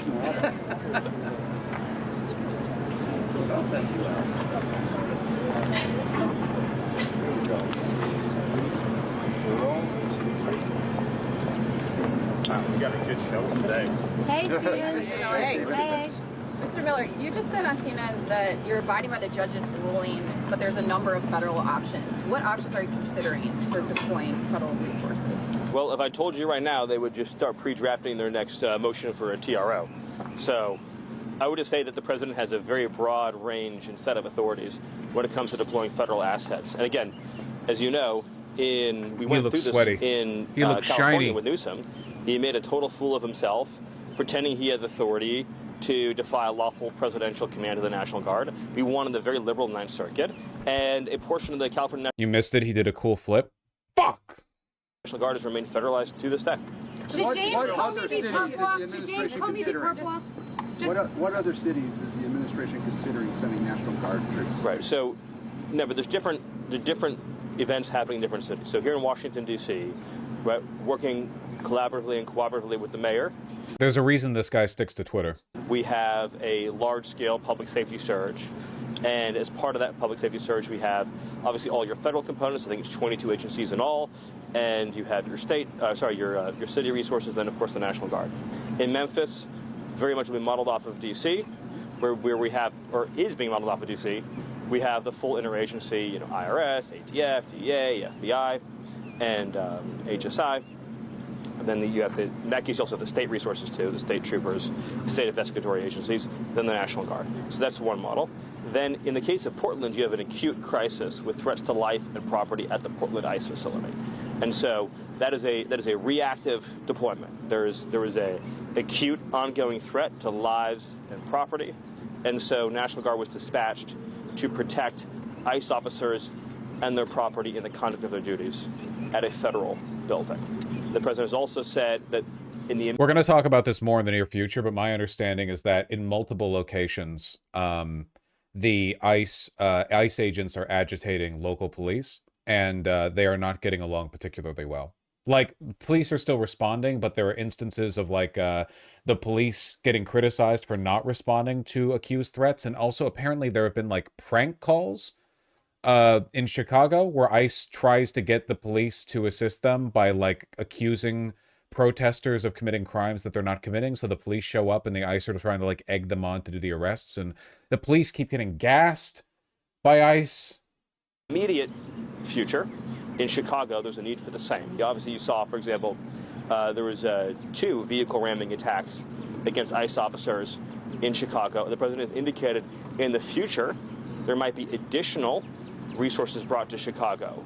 But the most recent order that he signed relates to the ICE mission. I hope that answers your question. The reason I asked that, Mr. Miller, is the president has floated other cities, perhaps New Orleans. Is that still consideration? And is the administration actively considering others? Yeah, Governor Landry sent a request, as you know, and so we're working with Governor Landry as we speak to figure out an appropriate next step. I'm not going to sit here and say advance what is next. Obviously, in the case, Memphis is a good example, a good model, where the governor reached out to us. He said we've had, in fact, I think Memphis, for many years, had the highest per capita murder rate in the country. He said that Memphis has been suffering from unimaginable levels of crime for years. We want your help. We want the full Washington, D.C. package. As a side note, we meet every week with city leaders here in Washington, D.C., and this has proven to be, in their own mind and in their own words, one of the most extraordinary things that anybody has ever seen. Steven, yes. Steven, you said the other day that you want to use legitimate state power to dismantle left-wing terror networks. Which organizations were you talking about, and what kind of state power are you envisioning using? That's a great question. Thank you. And I'm glad for the opportunity to add a couple more details to that. So the struggle that's taking place right now is between the lawful exercise of power by the American people through a duly elected government versus the unlawful exercise of street violence in the form of domestic terrorism. So, stalling for time. This is one of those talking points that sounds really good when you're like broadcasting it on Twitter and you don't have to clarify anything, The Republic is under siege by the organized terroristic threat of the Democrats, and we will use every power at our disposal to dismantle their organizations. Sir, what organizations and what powers are you referring to? Well, So yeah, the problem here being, of course, that no matter how fascist you are, the government is still a bureaucracy that has to be used in very fiddly, particular technocratic ways. And aura farming on Twitter does not actually directly translate into action. Again, the clearest example of this is when you have ICE officers who are carrying out the statutes and laws of the United States to arrest and remove illegal aliens, who are being subjected to violent attacks in the conduct of their duties. Violent That's an attacks. example of illegitimate violence, illegitimate power in the form of domestic terrorism being used to impede the conduct of their official duties. The answer to that, in a civilized, modern, civilized society, Civilized, modern, civilized society. Grand juries, subpoenas, arrest warrants, search warrants, and every other federal power at the disposal of the commander-in-chief to identify and find everybody who is trying to use the real and actual threat of violence to impede the I'm doubling down on the government shutdown is draining these people of their power theory, because what the fuck is this? I've seen them be more animated in these press. Again, this is the Monday after a weekend where multiple judges put a halt to the deployment of the military in Portland. This is actually a huge challenge that, they are betting all or nothing on their ability to, essentially end democracy through military incursions before the midterms or the next presidential election, pans out and changes the field. They're not doing a very good job defending these points. Of these federal responsibilities and ensure that they're placed behind bars. I'm not going to give you any advanced information about what these investigations have yielded so far. The Joint Terrorism Task Force has the lead, but they have found that these campaigns, that's not, of course, only against ICE officers. There's also conversation we're having about the assassination of Charlie Kirk, the 2 attempted assassinations against President Trump, the assassination of the United Healthcare CEO, the attempted assassination of Justice Kavanaugh, which, of course, had an insane sentence of 8 years. So it's the broader spectrum of political violence, but obviously ICE as an agency. Is this still the same question? Yeah, because he's waffling. You notice how, what he should have had was a strong answer, right? He should have either shut down the question immediately with a strong non-answer, or he should have said, which Democrat agencies? Frankly, we need to investigate, because I think many agencies have been compromised by Democratic influence. Which powers? Whatever at our disposal. We're going to use the FBI to uncover all their crimes. It doesn't matter. It's not like he has to follow through on anything. It's literally just what he has to say. I mean, you said it yourself, Vosh. Nobody watches press releases other than us morons. You think he cares about giving answers? He does care, because his lack of confidence means that he can't get the backup that he needs. Confidence is critical, all right? It's the only reason the stock market works. If the people leading the fascism don't sound confident, the people around them aren't going to bet their chips on them. At the end of the day, so much of politics, especially in a coup, in an insurrection, is about how much you can convince the other big players that you're in it to win and they're better off with you than they are against you. You need enough power brokers to be in a position where the risk-reward dynamic favors joining you in the insurrection over keeping safe and staying with the existing regime. How many corporations, how many big MIC players, how many hotshots within the Republican Party would really be willing to commit to being part of the party that ends democracy? Because you have no way of knowing whether that's going to work or how long it's going to last. Some of the people who are in a position to make these decisions, they're in their 40s, they're in their 50s. They're going to be alive when this shit falls over. They need to feel really confident that this is going to pan out in their favor in the long run. If they're just here for what looks like a 4 to 8 year grift, looting spree, and afterwards they're pariahs all around the world, that's a bad risk proposition. That's why it's so important for people like Miller to come across as confident. He can still be a weird little Nazi nerd freak or whatever, like he is. I mean, it's not really about his affability. It's about how much he's signaling his willingness to commit. Has been subjected to a 9-month effort to substitute left-wing violence for the votes of the American people. No federal officer in the conduct of their duties should have to worry about being physically attacked, being physically obstructed, being physically impeded, being doxxed, having a bounty put on them. And the fact that Democrat politicians are trying to normalize this really indicates how far we've gone as a society, that there is not universal condemnation of this organized campaign of violence against ICE officers. Yes. No, but just to follow up, I don't know of many Democratic politicians who have endorsed these terrible incidences that you just referred to, and I also don't know of any evidence that there's some kind of vast underlying organization funding them. Is that what you're indicating is happening here? Yes, in fact, we know that it's true. But obviously... You think Tyler Robinson was being funded by some terrorist organization? No, what I said was that you asked whether there was some larger criminal conspiracy relating to domestic terrorism in this country. And I said, yes, there absolutely is.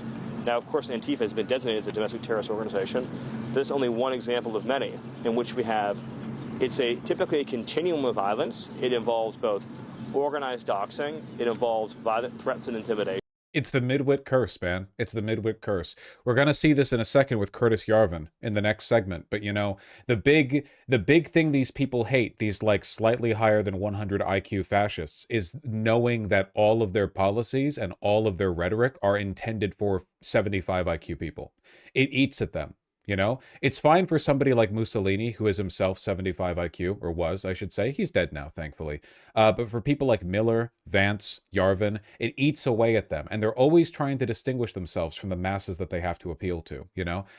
This is the reason why Trump is so magical. Trump isn't actually stupid. He's insane and a narcissist. And right now he has like super dementia. Like his brain is melted. But he's not actually stupid, but he's always been very comfortable just talking for idiots. I guess it comes from being like a television personality. That's his magic. He is smart enough to be consistently charismatic in a way that benefits him politically, but he's fine talking to the lowest common denominator. It is, in fact, the way he's most comfortable speaking.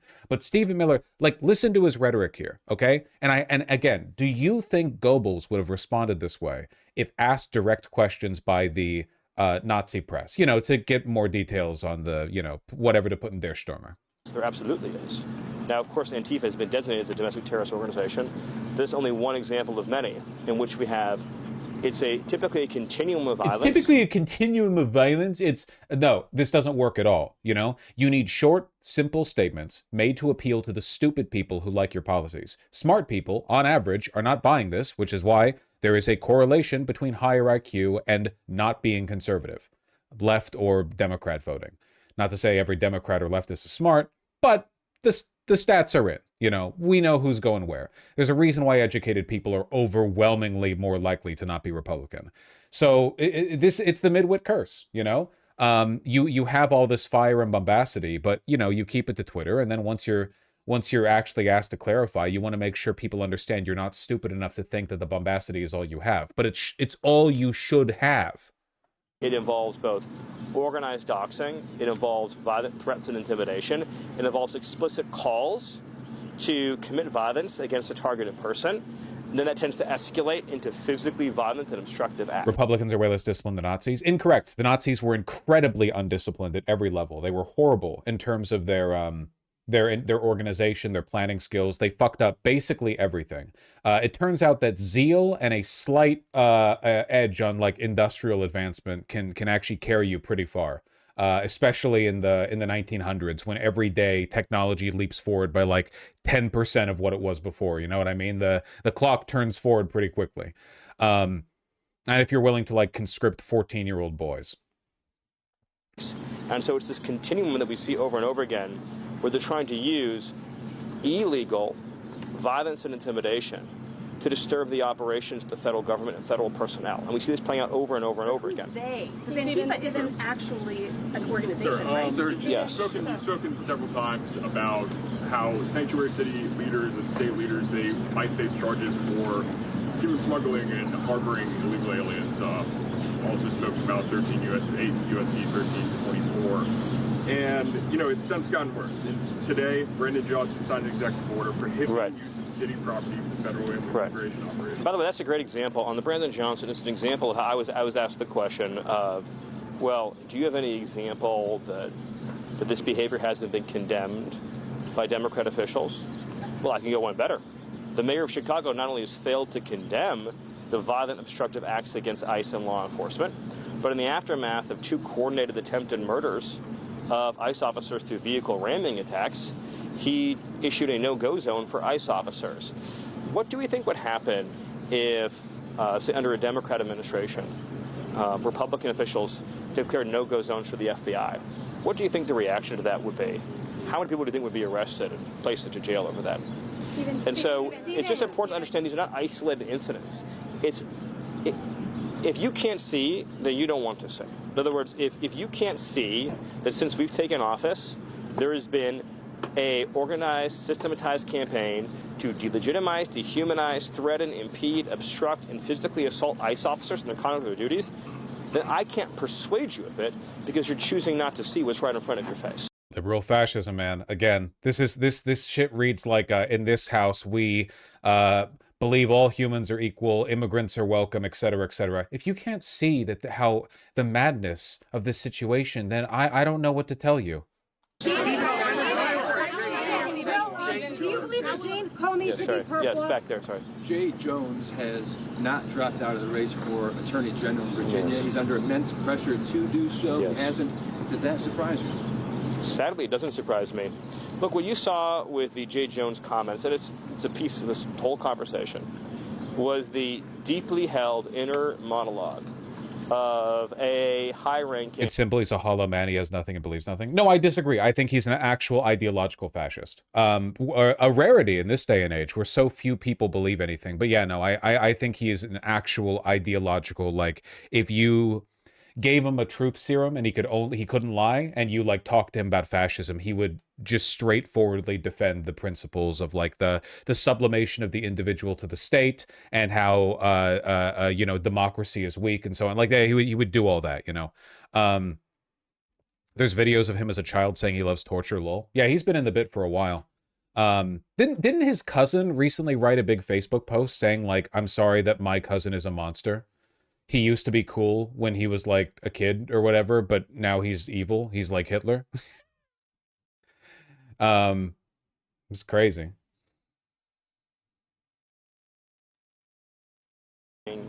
Democrat. They're someone who rose to the top of the ranks of the Democrat Party. So if you read the text message exchange, it's clear that he talks this way often and frequently. That is his homicidal ideation and his fantasies about elaborate murder and torture. His Wikipedia is crazy. He's been trying to become a huge conservative since he was in high school. Yeah, if anything, you guys should learn from his studiousness. I'm not joking. Man's evil, but like there are so many talented left-leaning people out there who, because they're so like apathetic about the ability for like change to happen from the apparatus of the state, they just give up and they all just, I don't know, they do some NGO work and then you work at a firm for a bit and you have cats. I don't know. Like Stephen Miller isn't stupid. Like there are limits to how intelligent you can come across when you're a fascist, but he is very dangerous and he's dedicated his life to destroying the country. You know, I think that you should try to, if nothing else, seek a little bit of inspiration from his enthusiasm and maybe apply it towards better ends.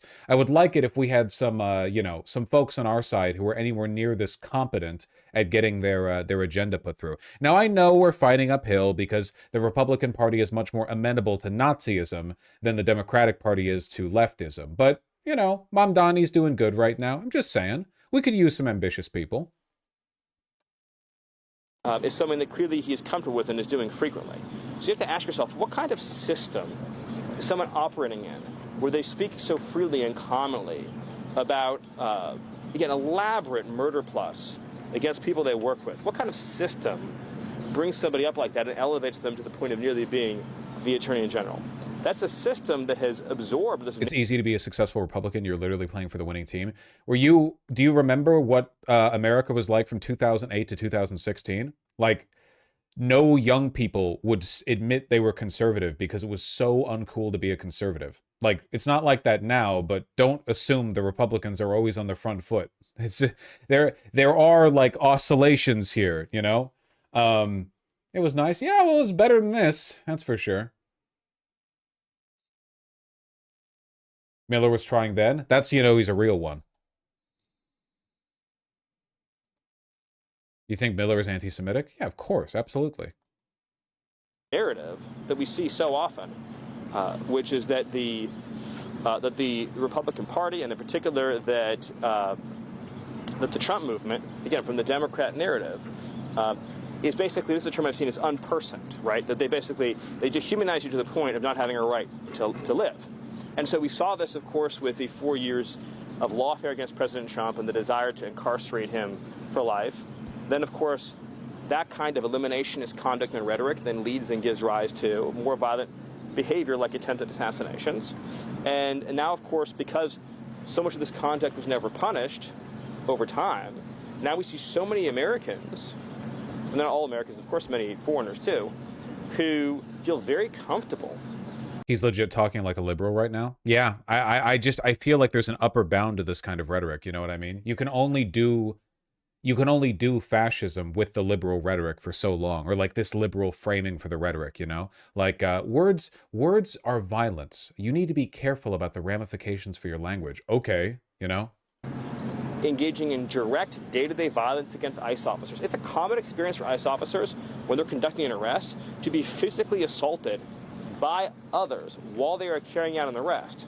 So you might be arresting, say, a child pornography illegal alien, and a child pornography. This is an elite variant of an illegal alien. They're quite rare, you know, very powerful. Most of the child pornography encounters that you'll have will be in the halls of the White House these days. So seeing them from an illegal, or you know, you gotta watch out. You will get physically assaulted while you're doing it. Now ICE have to worry about getting sniped from rooftops when they're coming and going from their facilities. And we've normalized the idea. Not I haven't, of course, and you haven't, but others have, that ICE officers should have to work in a federal building every single day where they're attacked going in, they're attacked going out, where every night there has to be street battle against armed insurrectionists every single night, night after night after night. That's normal. You ask why we need the National Guard, why we need troops? Because it takes hundreds of additional personnel, far beyond the resources of the federal officials working in Portland. That's to rough. hold and secure a perimeter to provide freedom of movement. And it's not enough, by the way, if you're an ICE officer, just to stand here and put the line back here, right? They're under sniping attack. They're going to get rocks hurled at them, right? They're in physical danger. That's wait, rocks throwing is sniping? That is that the expanded definition we're using now? Like how terrorism includes judges filing injunctions? This is now a new definition of sniping? Okay. So you have to clear a safe perimeter so that ICE officers can carry out their duties without being an imminent threat of physical harm. And the fact that we've normalized these attacks on ICE officers, that is how you end up in a society in which domestic terrorism becomes the norm, in which and eventually domestic terrorism elections becomes don't the carry norm? the day because violence beats votes. And that's what we're seeing attempted. And so when we see a muscular response from the federal government, it's because we're not going to let violence beat votes. Next question. Stephen, 3 months from now, Yes. when we're having this conversation in December, what do you see the end game being? Because you clearly don't have trust in some certain local and state law enforcement entities.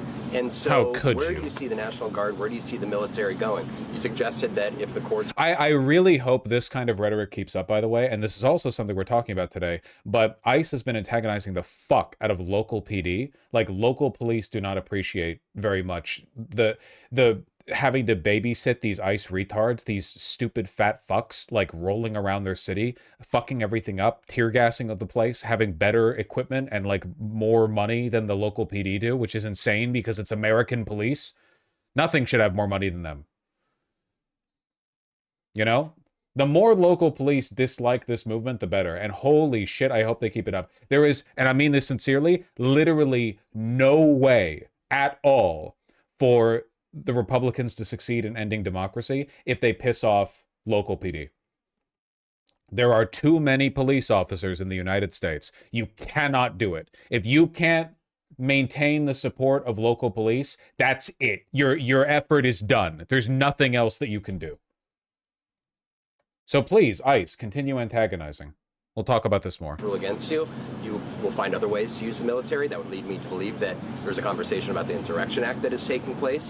What should Americans expect over the next 3.5 years, understanding that there is a real likelihood that those same local law enforcement and state officials will never, ever cooperate with your efforts? Should people expect the National Guard and the military in their streets over the next 3.5 years? Well, I think the most, I mean, so to be clear, we talk about the National Guard in their streets. So right now in Portland, they're talking about having National Guard deployed to secure a federal building in Portland. And so there's a lot of elements to your question. I'll try to get to all of them. But, you know, when I hear comments from Democrat officials saying that this violence from the left is being provoked, their word, by the I noticed that he's federal not officials. answering the question. Think about how broken of a sentence that is, right? In other words, if tomorrow we went to, say, Dothan, Alabama, and there was a federal building there, and we put 100 police officers in front of it, it wouldn't be attacked. Nobody would throw rocks at them. Nobody would try to shoot them. Nobody would do anything. They would say, hello, good morning. Maybe they'd get them a cup of coffee before they go out for their shift for the day. They'd ask, how are your kids doing? How are your kids doing? The fact that Democrats think that their own base cannot contain their desire to inflict violence upon the mere sight. In other words, National Guard's not being sent there proactively. They're being sent there reactively to defend ICE officers under siege. So in theory, American cops having the Homelander smile moment when people cheer at them arresting an ICE officer. That would be like an actual, that would be like an award-winning generational photo right there. A bunch of guys in like black bloc dress up, losing their shit as Portland PD are like, you know, fucking cops slamming an ICE agent to the ground. Holy shit, that would be one for the fucking history books right there. Real, the enemy of my enemy is my friend energy. if ICE officers were in their building and the National Guard was in their building and nobody was violently attacking them, the only thing that you would see is there's a building, there's ICE officers, there's guardsmen. The violence is entirely rioters choosing to show up and wage violence. Why does he speak so cunt? Because he spends all of his time around Trump, who talks like a fucking theater critic? At a specific federal building. They've handed out flyers. I saw one Antifa flyer recently, and it said, we need to mobilize around the Broadview facilities, this is in Chicago, to shut down ICE. So what does that mean? When they say we're going to mobilize to shut down ICE, what are they saying? They're saying they're going to carry out insurrection against the federal government by using force, obstructive force, to keep ICE officers from going out and conducting arrests. Would we ever tolerate this with any other law enforcement agency? If we said shut down the FBI and say, let's pick one of the organizations. Shit like this has happened to like basically every federal agency before. It's not new or unique to ICE at all. Though ICE, in fairness, right now is more of a threat to American democracy than any federal policing institution has been in modern American history. Maybe if I ran through my, maybe if I went back to like 1821, the ATF wasn't around back then. Something might have happened at some point. Right now, ICE is obviously in a league of their own. Do you think Miller would ever be electorally viable? No, definitely not. No. That the media might understand better. So let's say the Proud Boys said we're going to shut down the FBI, and they went and they formed a human obstructive wall in front of the entry and exit to the Washington field office of the FBI, and they attacked anybody coming and going. How many nights do you think that situation would persist for? Not even one, let alone over 100. We all understand this to be true. So to your other question... We all understand this to be true. Jesus. Funny he would mention Proud Boys here. Yes, the president has multiple statutory authorities under federal law to secure a federal building. And so... The president's definitely committed multiple statutory authorities, that's for sure. The only activity that's enjoined is what's specifically enjoined in that order, not activity that isn't addressed or spoken to that order. There was another part of in 3 or 4 months. So this is the most important point I can make. This is the behavior of the anti-ICE rioters, violent attack stalkers, is motivated by desire to achieve a concrete outcome. In other words, they're... Proud Boys is top of the mind for Miller. It might sound a bit conspiratorial. I suspect the reason he paused and then said Proud Boys is because there are a few other relatively high-profile right-wing militias that you haven't seen at all in recent months, and it's because they were recruited by DHS. That when DHS did their massive recruitment wave at the start, so they had enough people to commit this war of attrition with the American public, they did so with a bunch of these Patriot Front, 3%ers, whatever, and they probably didn't do it as much with the Proud Boys because the Proud Boys were probably the most Fed compromised of those groups. It's barely even a conspiracy. Yeah, it's one of the reasons why they insist on having everyone wear masks. Like, they're really, really... Like, do you really think they give a fuck if ICE agents get doxxed. They don't give a shit about their own people. Also, they're trying to lure you in with like sign-up bonuses. They really think that the fucking troglodytes that are buying this are concerned about something as abstract and externalized as if you show up without a mask on your face, you might get doxxed. They can't think that far ahead, and they would do it for free. No, I think the masks are because a lot of these people are known neo-Nazis, white supremacists, militia members, J6ers, etc. And my guess is that Kristi Noem and probably Stephen Miller and some other officials swooped around a bunch of these terror groups and pulled them up, and they're terrified of them getting unmasked because it would actually make them look pretty bad if it turned out all these ICE agents are like known Nazi militia members. That would probably be pretty bad. Objective is fewer ICE arrests in Chicago, fewer ICE arrests in Portland. So very straightforwardly, the way to end this ongoing assault is to demonstrate that they will fail completely and totally.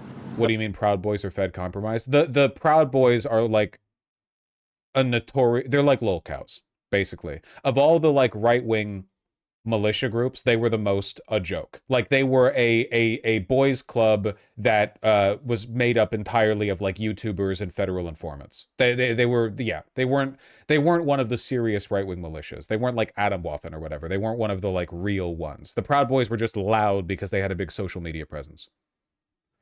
In other words, if you were able to secure these buildings using additional resources, you're not having your entire federal law enforcement apparatus doing nothing but physical building security. If you're able to use the National Guard to secure these buildings and free up your ICE officers and your FBI agents and everyone else to go out and do enforcement in the community, to go out and find dangerous predators and remove them, you will demonstrate very conclusively, as we did in Los Angeles, by the way, that all your riots and violence will get you is more deportations. That has happened in Washington, D.C. That has happened in Washington, D.C., has it not? Yet the men and women of the National Guard remain here in the streets instead of being at home. Well, it's a great example, but not in the way that you phrased it. So I know you all have questions, but it's a great... But I think that's where, if you're a democratic city, you're looking at Washington, D.C. and saying, they complied, there is no mass protest, and the crime, President Trump said it's a crime-free city now, so why are the National Guard remaining? And that is why there is such a... Dog, you're getting bowled over right now. Holy shit. You're adjacent to a great point.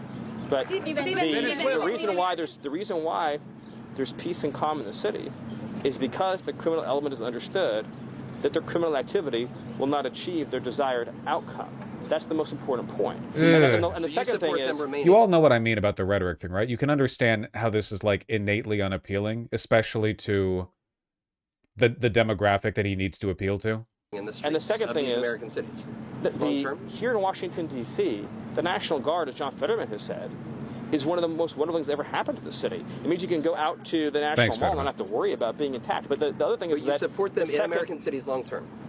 The National Guard deployment is part of a cohesive public safety operation, like in D.C. and like in Memphis, is an extraordinary blessing.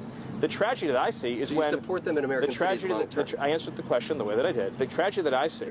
I answered the question the way that I did? Why would you answer? That's essentially like saying, I already dodged that. I already dodged that. Come on. Is when you have a 6-year-old boy, has happened recently, whose killer, who stabbed him in the head till the knife was blunt, got released from jail on good behavior. The tragedy is when you try to murder a Supreme Court justice and you're out of jail in 8 years. Right? The tragedy is when you have somebody who's been in and out of the criminal justice system for, well over a decade with 39 arrests, like in North Carolina, and can just walk up to an innocent Ukrainian refugee and knife her to death in the throat. That's the thing that gets me upset, and that's the thing that gets the American people upset. And the second thing to your question is, putting people in jail who are committing this terrorist activity is the #1 most important deterrent. But you long-term believe that over the next 3.5 years, the military... I think everyone wants me to move on to the next question. Sure, but thank you. I've been very patient. Thank you. Thank you. Last week, Everyone here wants me to not answer your question about long-term military deployment to U.S. cities. Everyone here. I'm looking across the crowd here. Everyone here wants to move on. Nobody wants an answer to that. Vote paused infrastructure funding in New York City, the subway, the Hudson River Tunnel, and then he also paused funds in Chicago. They were connected to DEI, but I mean, can we expect, for one, is the administration going after infrastructure projects in Democratic-led cities, and are there other cities that the administration? It's a great question for Russ Vogt. I'll do two more. Thank you. We'll hear your full interview with CNN. So just to be clear here, will the administration abide by the judge's ruling? And then also, can you just clarify, is the administration actively looking into other legal avenues to deploy the National Guard to Oregon? Okay. I know you don't want to get into specifics. According to this New York Times live feed that I was provided, thank you, very helpful chat, rare time, you know, I'll take what I can. It seems that a stop has been put to the judge's block on the Texas National Guard being sent to Chicago, but only to Chicago. So, because there are multiple attempts to send National Guardsmen and multiple efforts to stop them. So right now, apparently 200 are being sent from Texas over to Chicago. LA still has 300 and Washington has 2,400 because they can do whatever the fuck they want to Washington, D.C. Portland right now has none. So far, the judges in Oregon have been successful in blocking all military deployment, whether that be from Texas, California, or from the state of Oregon to the city of Portland.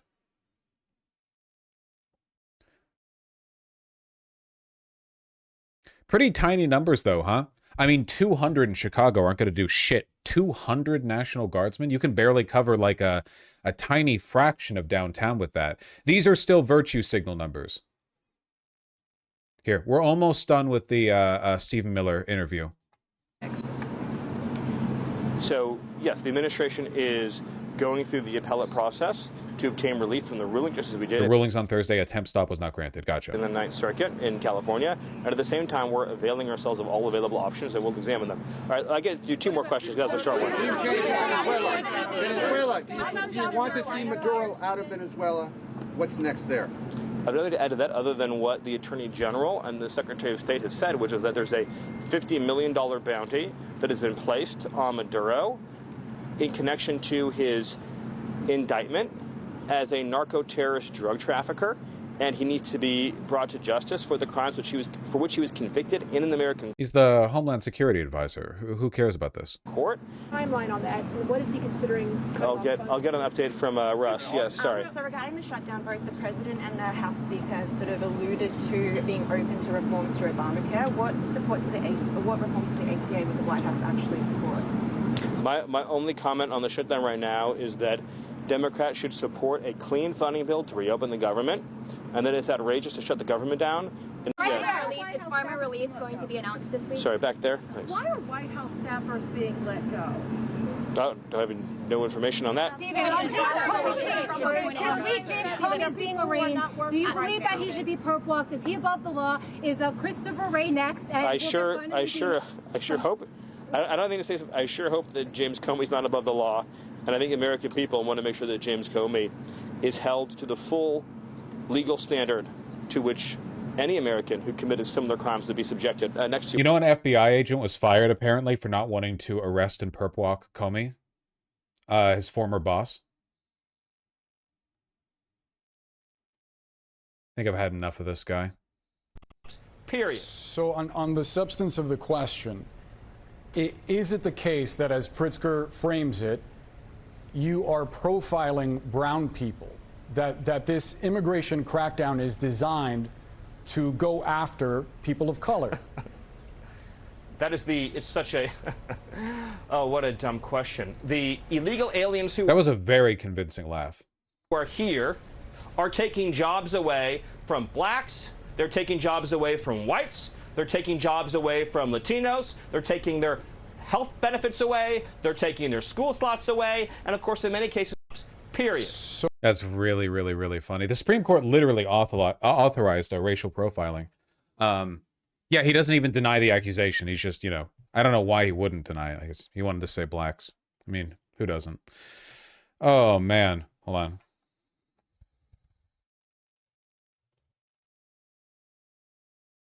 So speaking of Miller and the midwit plague that we're dealing with in our fair country, did you guys see this shit, or TS, as the youth and black people might say? Thank you. I am plugged in.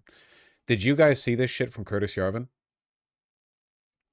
Curtis Yarvin is a huge has-been. You might remember that this guy was hailed as the like philosopher king of the tech right, the philosopher behind JD Vance and Peter Thiel, and he's this intellectual and he's this dark enlightenment ideas, blah blah blah.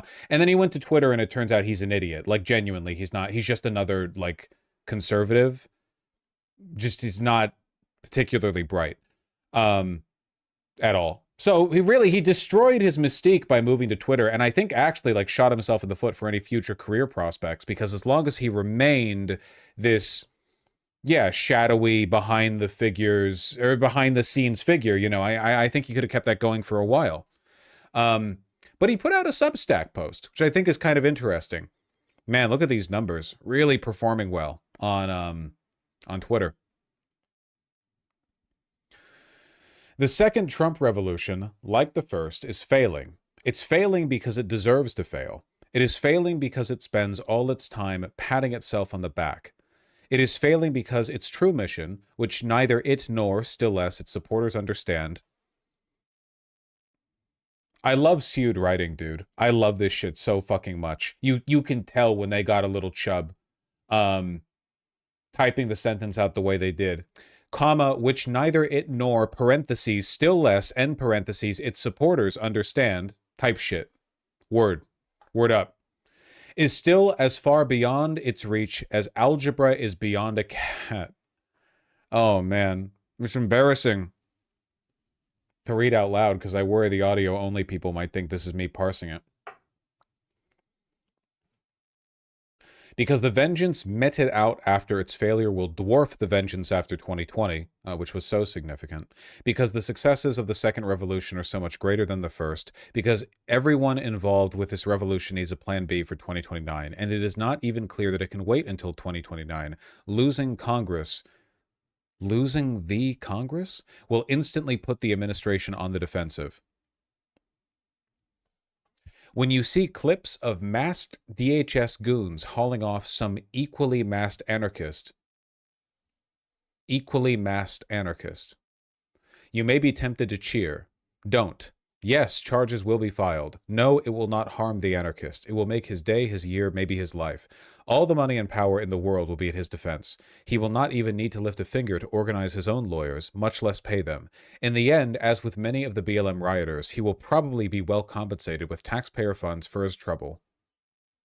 Not to mention all the pussy and/or dick she/he will, as a martyr, be entitled to. For the Islamist, this reward is only in heaven, but for the leftist, it comes on earth. I guess he's not wrong on that one. It always goes back to sexual insecurity for them. Where did that come from? I need you guys to understand that there was a multi-years long period where this guy was hailed as the intellectual titan behind the modern right. Like Trump represented the old right. He was heralding the neocons and bringing them over into fascism. And this guy was like the pioneer of a new era. Vosh, this is literally how you speak every day, by the way. Bold of you to say this within banning distance.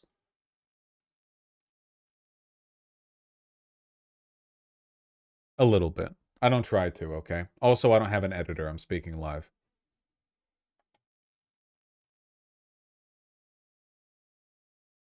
Is there a non-banning distance? Yeah, it's called YouTube chat, where I don't give a fuck. This is how you don't talk every day. Mods, mod that man. Of course, Bremer is absolutely right, but some corrections are in order. 1. There is no risk of a Republican one-party state because there is no actual Republican Party. It is a label, not a party. To the extent that the Republicans are organized, it is only for election theater. There is not even a remote, nascent equivalent of the venerable and gigantic progressive institutions which have been running our country for a century. Some people have some money, but would rather spend it on actually fun stuff. If you keep listening to the Dodd interview, he describes exactly how the Carnegie people took over the country in the first half of the 20th century. The playbook may work better on an innocent, defenseless nation, but it is still basically solid. By far the closest right-wing version of this is the Coe machine, but the Coes, like most right-wing Americans, are fundamentally interested in liberty, not power, and live in the thrall of centuries of bogus political science which has taught them that government can be, quote, limited and power is not a zero-sum game. Unfortunately, though, it is. What is Blood waffling about? They control everything. Well, they're ingrates. No, genuinely, this is what like no materialist analysis does to a motherfucker. You know how right-wingers complain about having no power, even though right now they objectively have all the power? Isn't it Coke, not Co? I've heard people say Co. If it's Coke, then Coke. I don't give a shit, okay? Maybe have Anglo names. Fuck you. A lot of these people actually believe this stuff. I've said it before, but like the actual right-wingers don't actually know how power works, and they don't care much for politics. The fascists, at least. The fascists don't really care or know. What they want is the affirmation of cultural institutions, because to be affirmed is to be cool, and to be cool is to get pussy. And that would solve their problems. They don't actually care about who's the president or who's in Congress. They don't care about bills or laws. What they care about is like looking at ads on the TV and feeling their way of life and their beliefs affirmed to them in a way that makes them feel like they're in the in-group. It's the in-group, out-group distinction, but at the end of the day, for them, it's more about resolving like personal psychological grievance. They want sex? Yes, they want sex. Absolutely. It all comes down to sexual grievances. You know, the psychosexual trauma of not being cool. The thrill of power. This is why they're so obsessed with Hollywood, you know? Does it ever like seemed weird to you that Hollywood is such a target of obsession for these people, even though objectively speaking, all of the world's wealthiest and most powerful tech moguls are in line with the right? Like they have Zuckerberg, they have Bezos, they have Musk. These people on their own are worth ungodly amounts of money. Collectively, they control most modern mass media. They're preposterously powerful, and they're fully in line with them. Musk is every day posting neo-Nazi shit. Zuckerberg and Bezos have been very publicly aligning themselves with the right. Not just them. I'm just listing like the big ones, you know. But they're still upset, you know. They're upset because the Super Bowl halftime show will feature Bad Bunny, right? They want the cultural affirmation. That's what they care about. It's not actually about like political power, you know. That's why they think they're always on the back foot. It never occurs to them they're just unlikable and have no good ideas, and nobody wants to be with them or have sex with them because they're unlikable and don't have good ideas, you know? They just want to be cool.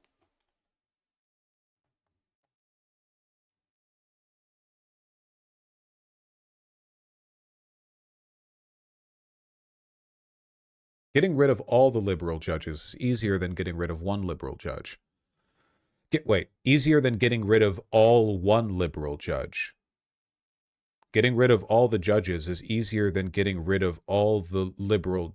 Getting rid of all the judges is easier than getting rid of all the liberal judges. Getting rid of the whole legal system is easier than getting rid of all the judges. Getting rid of the whole machine of government is easier than getting rid of the whole legal system. Getting rid of the whole philosophy of government is easier than getting rid of the whole machine of government. How much of this do you think ChatGPT wrote? No, ChatGPT would write more coherently than this.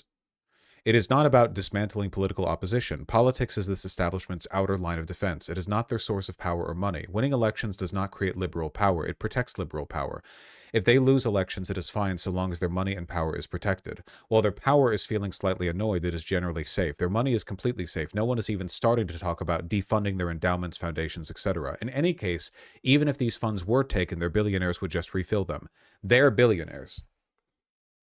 I love how far gone he is. He's absolutely insane. Like, there's no way, really, of being a fascist and being rational. But it's kind of like an interesting reveal on their priorities, right? So he feels like despair because he's concerned that the administration isn't going far enough to like really undo democracy. He's afraid that in 2029, a Democratic president is going to come around and met vengeance, the likes of which the world has never seen, which is silly to think. I mean, in 2021, nothing fucking happened after J6, but whatever. But the reason he thinks this is because there's actually no standard of power accumulation that could satisfy Curtis Yarvin, because again, successes in the government aren't enough for him, because he doesn't know what he wants, because none of them are willing to accept how petty their grievances are, how little they're actually clamoring for, a personal sense of satisfaction, you know? It's the midwit virus, you know. You have these people who think they're smarter than the lowest fascist. In reality, they're actually stupider. I think less of Curtis Yarvin than I do of any mid 80s IQ Appalachian Republican who thinks that blacks are a plague in this country, because at least they would be willing to acknowledge that they think race is the issue. They would be willing to celebrate petty acts of grievance against black people as a political victory, which it would be for him. But for Curtis Yarvin, it's not, because he's still plagued by that emptiness in his soul, the feeling that he has that he will never be cool. And that's what he's fighting for.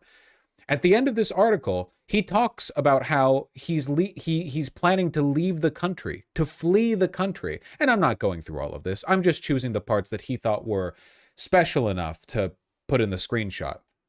I mean, look at this. Yes, there is the cancer, a horrid black blotch, growing. Everyone can see it now. Fox News will tell you all about the black blotch, but it's superficial. Stephen Miller will get it off with a belt sander, then Pam Bondi will dig into her makeup bag and find some concealer. It's fine, we're winning. It's great fan fiction, you know? My brothers in Christ, you cannot even imagine what winning looks like. This is literal. You literally can't picture it. You can picture winning on this, winning on that, winning on the other thing, but winning overall, you can't picture it because you can't handle the truth. Try anyway, then put yourself in that headspace and look back at the things the Trump administration is trying to do today. Unfortunately, I rather expect you'll laugh.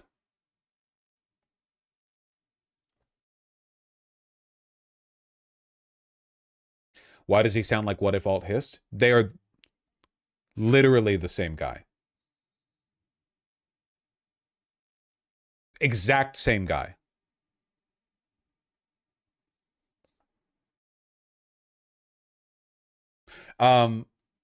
You guys get at the point that I'm getting at here? The incoherence here, the fact that he can't assess what a political victory looks like because he's ultimately fighting an internal psychological war and everything else is meant to be... Like, I guess a good way of putting it is, in Nazi Germany, the Nazis succeeded absolutely in dismantling democracy. In that respect, in the respect that Curtis Yarvin wants here in America, the Nazis won. The Nazis dismantled the entire Weimar government. They didn't just get rid of liberal judges. The entire order was torn down and replaced by their own. They had absolute uncontested power. Not only were enemies of the state killed, sent to camps, whatever else, but every possible supplementary source of power they had internally, culture, academia, the judiciary, education, or sorry, I already said academia, all of them were completely taken over by the state and put in the hands of like party stooges and, autocrats and industrialists who were sympathetic to the party. Now I ask you, at any point during all of that, were the Nazis satisfied?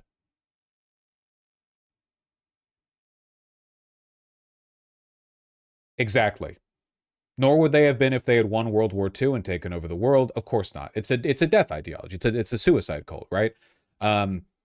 And Curtis Yarvin thinks that he's better than the average, low IQ Republican yucking it up and enjoying every superficial cultural victory because he fails to appreciate the fact that those superficial cultural victories are exactly what this is about. You're not fighting for the future of the world. You're fighting to burn it because you enjoy the heat. Like there's no end game here.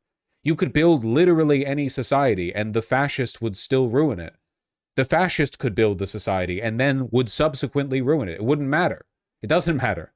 The point is the ruining. It's more of a process than a governmental style, right? That's one of the reasons I've always been more a fan of the 14 points of fascism than I have any of the quick and snappy definitions of a government, right? Governments can be authoritarian, but in my mind, rhetoric is fascist, you know? Right now, the Trump administration is fascist, not because the government itself is a fascist institution. It's not. We are still a democracy in how our government functions. The people are fascists, and they say fascist things, and they could continue to do that within a democracy, and that would effectively make it a fascist government, even if the institution is technically democratic. It's more a process than it is like an actual... Here, I saw this recently. There was a great write-up on this, and by a write-up, I mean a long tweet from, what's that lady? The lady who works, she works with the Starbucks union, and she's got the honkers, and she tweets good. I'm forgetting the handle, the name, the Twitter handle. Cassie Pritchard. That's right. Banana cocaine. One of the best posters out there. Seriously. Here, hold on. Let me find it.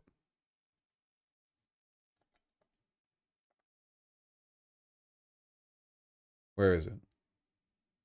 Don't you leave. Good tweets, good tweets. Now I can't read all this. That's a lot of text. Banana cocaine.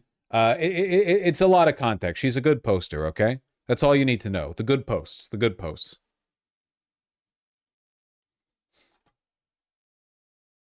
The one downside of this view of fascism is how many classic historically fascist governments, e.g. Franco's Spain, get reclassified as not actually fascist because they achieve stable governance for an extended period of time. Well, I would still argue that even if Franco's reign was relatively stable, and again, this is a relatively, the way he reigned was still fascist. The instability is not innately the fascistic part, right? There were points in time where Nazi Germany was internally stable before the war, and they were still fascist. It's more like it's the process by which you engage in governance. Though certainly, yeah, Franco was less of a, I don't know what you'd call, pure fascist than Hitler or Mussolini, which is probably why the government held up for as long as it did. Anyway, hold on. So this whole tweet right here, which is all completely true, but it's about this, okay? What an America of 100 million was like. Can we look at this for a second? You're looking sharp. You're looking good. Of course, it's copyright audio. This is a Gillette ad from the 90s or maybe the 80s.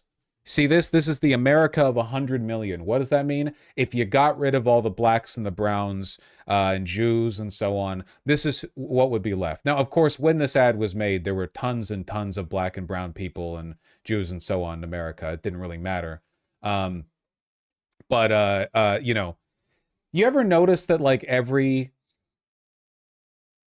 right wing, it sure is white in here. That's the point. That's the point. You ever notice how every single right-wing like propaganda advertisement looks like this, where it's just made up of advertisements? The Department of Homeland Security literally posted something like this recently. Hold on, Department of Homeland Security Twitter. You remember?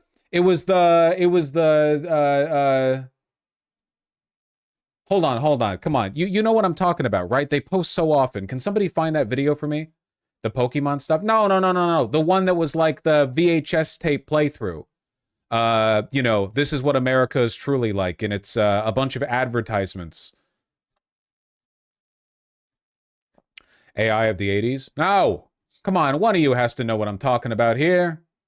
Yeah, the one with the Moon Man. The one with the Moon Man. The Moon Man one. The Nazi one.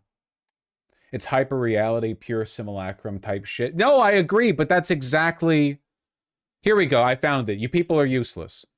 It's been disabled due to a report from a copyright owner. Your official Homeland Security, DHS Gov, Twitter. God damn it! I mean, I guess I'm in favor of it. I don't know. They've been doing this a lot. They did it with the Pokemon one. They did it with the Theo Von one. I'm trying to make a point here. Anyone repost that video? I was looking for it. All right, well, it's gone now. It's gone now because of you. Hold on. DHS Moon Man video. Maybe that'll get it. I found a re-upload. Oh, I love you. Thank you. Life after all the criminal aliens are deported. Can't play the audio, of course. We saw this. It's got the Nazi stuff in it. But like, overwhelmingly, the stuff in this is from movies and advertisements. You know?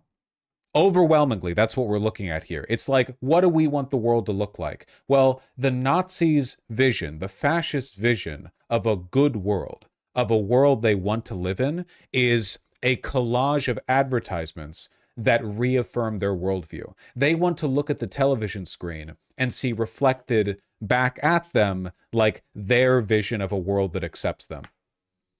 You understand what I'm talking about? In other words, they don't have any vision for the future. They don't have any set of policies they believe in. They don't have any dream for how to make the country better. All they want to do, and this is why I always say nostalgia is a fascist impulse, all they want to do is return, in this case, not even to a real past, but to an imaginary one, to a collection of cherry-picked videos and images that make you feel a certain way. They're looking for a feeling here, you know?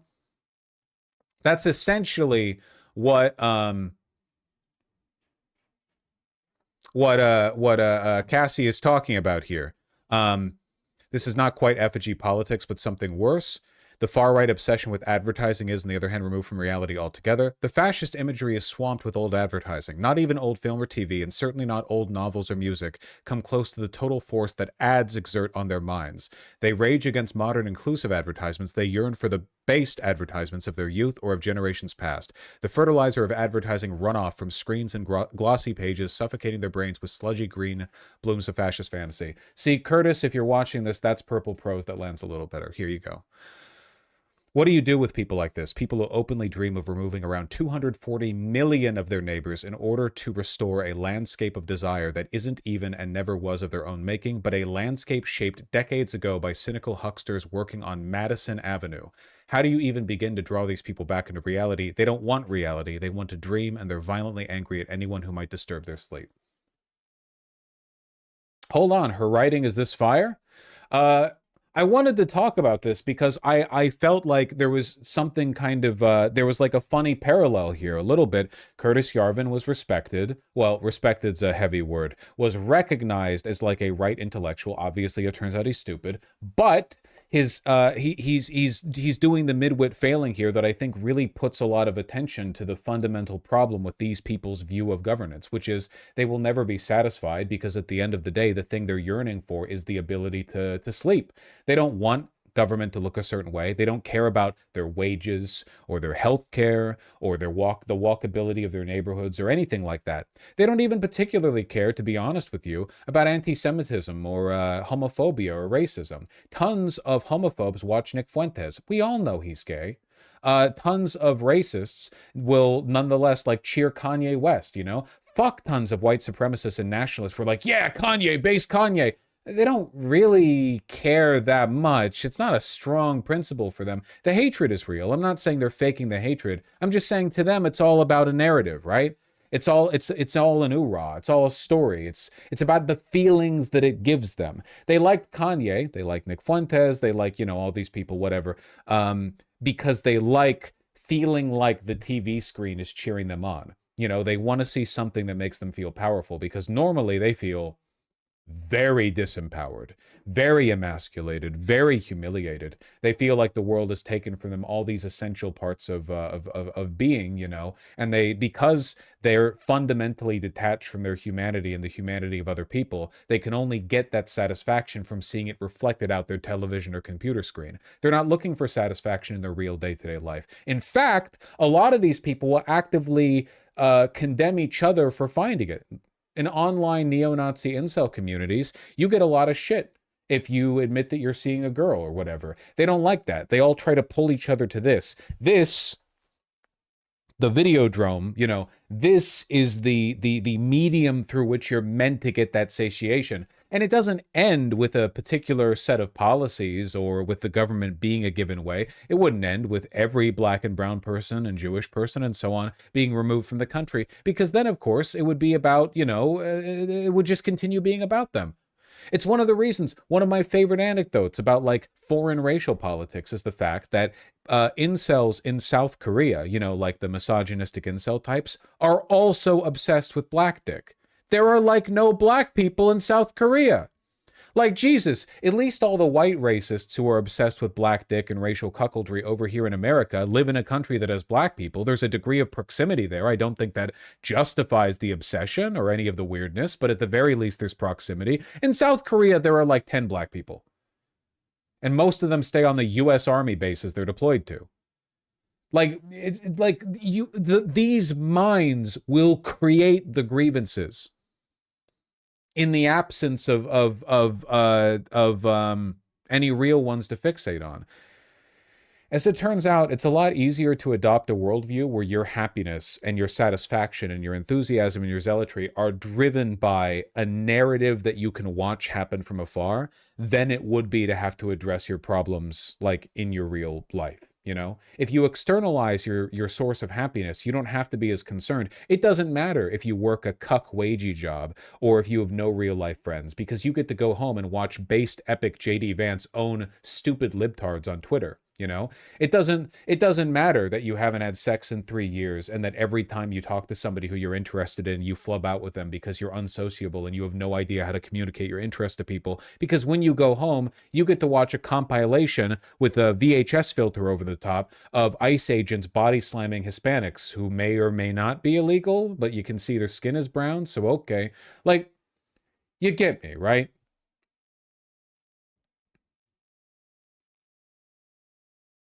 I don't know. You get me, right?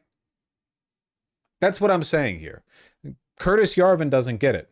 There never was a dismantling. There never was an end state. You were never going to post so hard that the Republican Party anointed you philosopher king of America. You were never going to be the vizier of a high IQ, techno-feudalist dystopian society where everyone bows down to an immortal prince. You know, shit was never happening, okay? It's just retards cheering forever.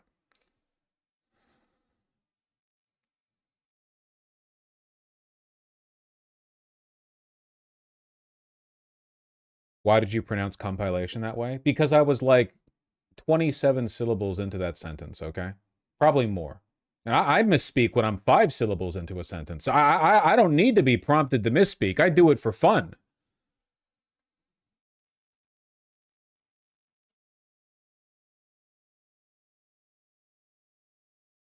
Look at the camera, fake the disconnect. Yeah.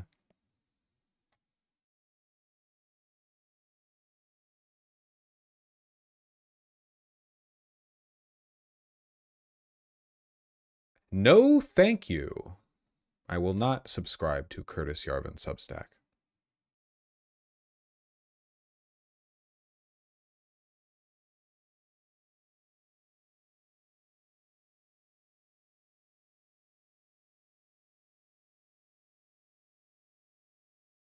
They will never be happy. Is he leaving America? I believe in this article he says that he plans to. That he's making plans to leave the United States, yeah. I hope so. Well, it's not like it makes a difference to his exposure. Where to? I don't know. I'm not a Curtis Yarvin expert. I'm talking about the psychosexuality of fascism. At the end of the day, these people just want to feel cool because they're not.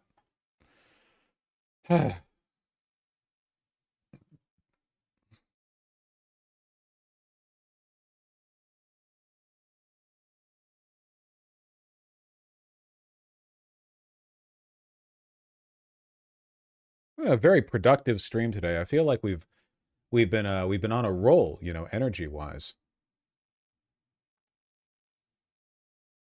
Hope Cassie Pritchard, one of the, you know, lead advocates for the Starbucks union, doesn't mind my public acknowledgement. You know, she does post very good.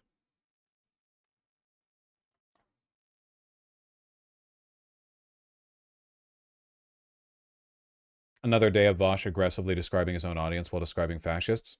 Normally I'd take the cheap shot, but on this one I'll defend my audience. There are a lot of people in my audience who are pathetic, wretched even. This is true, undeniably so. However, and this is important, okay?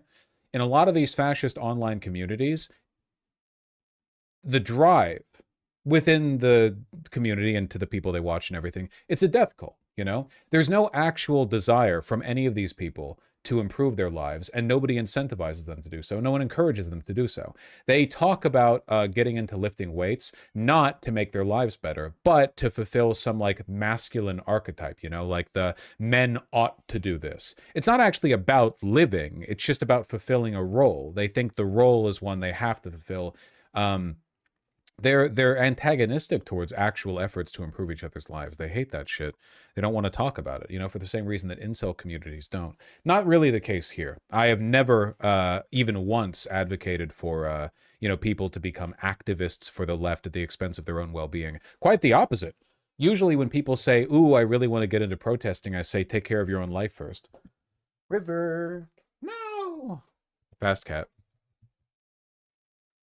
Come here. Cat break. Come here. Oh my God, you're so fat. You're so fat. You're so chumpy. Look at this. You're so chumpy. Not, buddy. No.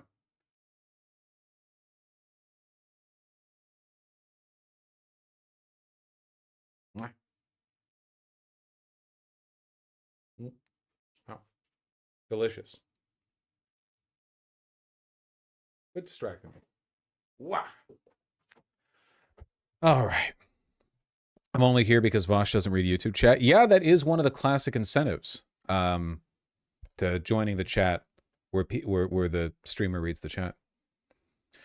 I still remember an interview with a former white supremacist who literally said he and a lot of others left because, quote, it's hard to get laid as a neo-Nazi. Yeah, and you got to understand that in a long-winded, roundabout way, that was why they were in it to begin with. I know it seems crazy, like, well, wouldn't you want to learn how to play the guitar? Isn't that how you get laid? But that's not really how psychology works. You know, that's a very, like, do X to get Y attitude, which isn't how you get involved in extremist movements, you know? Self-fulfilling prophecy? It's more like... at some point in your life, you have adopted a reactionary position because you thought that it would be cool to do so. Probably when you were like a teenager or something. You might have been like flippant about women, or you might have thought like, I think that immigrants should just, like, you know, stop taking jobs. Like, you didn't really think about it. You flippantly adopted it and you discarded it after some length of time, you know. But you probably did it for a time because you felt like there was something empowering about this countercultural stance. You're a little contrarian, a little daring, you know. Oh, everyone else is running with the tide. You know, I think, you know, my position on this is a little more daring, right? Sometimes people adopt views like that really flippantly, and sometimes they stick with it for a long time, you know. A lot of people's political positions are probably born out of that kind of like reflexive contrarianism, their desire to flesh out what they actually believe by challenging the people around them. And then, if they're unlucky, it stays that way. You know, if you're unlucky, you get stuck in that position. Like when the parents say if you make a silly face, it'll get stuck that way, as a way of getting their kids to stop making a silly face. Sometimes it just gets stuck that way. Very dangerous.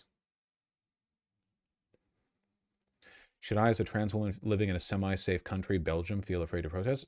But semi-safe Belgium? Isn't that like as safe as it gets? I don't think you're at risk protesting in Belgium. Has anyone ever died in Belgium? Does that even happen? Is that even possible? They OD on chocolate? Oh. Someone got run over by a moose once? Well, anyway, you get the point that I'm trying to make here. One of the biggest mistakes that Democrats and some leftists make is the assumption that people arrive at their political positions by reasoning them out. And that's just not the case for like most people and most things. When you think about politics a lot, you get in your head like, well, I've considered their ramifications, so why wouldn't other people? Wouldn't it be like condescending of me to assume other people haven't thought their positions out at all? They just haven't.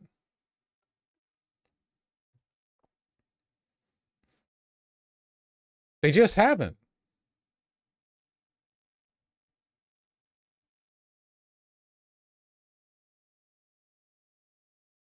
Oh yeah, I did see this. Hold on.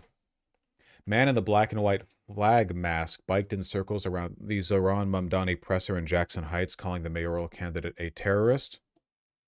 After a minute or two of that, this muscular man screams at him to get out of here. Fuck if you agree with him or not. You don't say that shit. Fucking bitch. Fuck you.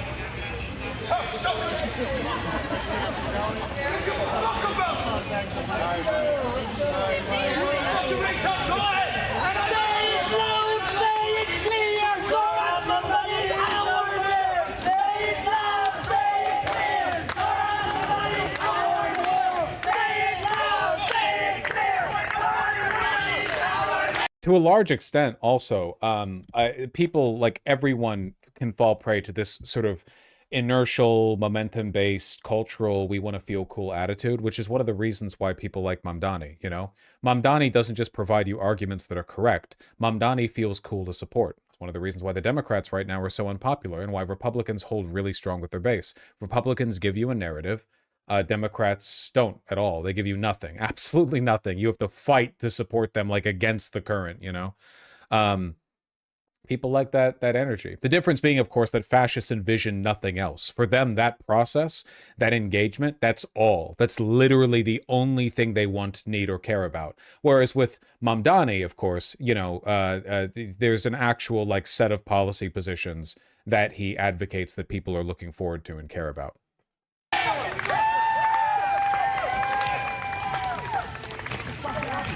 34th Avenue, 78th Street. You hear that, right? You hear that, right? Yeah, you use that fucking language. You don't fucking talk someone in current. You don't know what the fuck you're saying. So grow the fuck up. Grow up. Grow the fuck up. You hear that, right? Like his alpha male posture. Look at that. God, look at how pale he is. Grow up. Grow the fuck up. You hear that, right? Send the police now.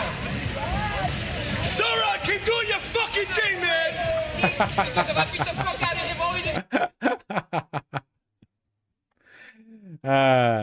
He showed up for a presser. He wants to see a fucking presser, okay? Who are these people in suits? Probably Zoran's bodyguards. That'd be my guess.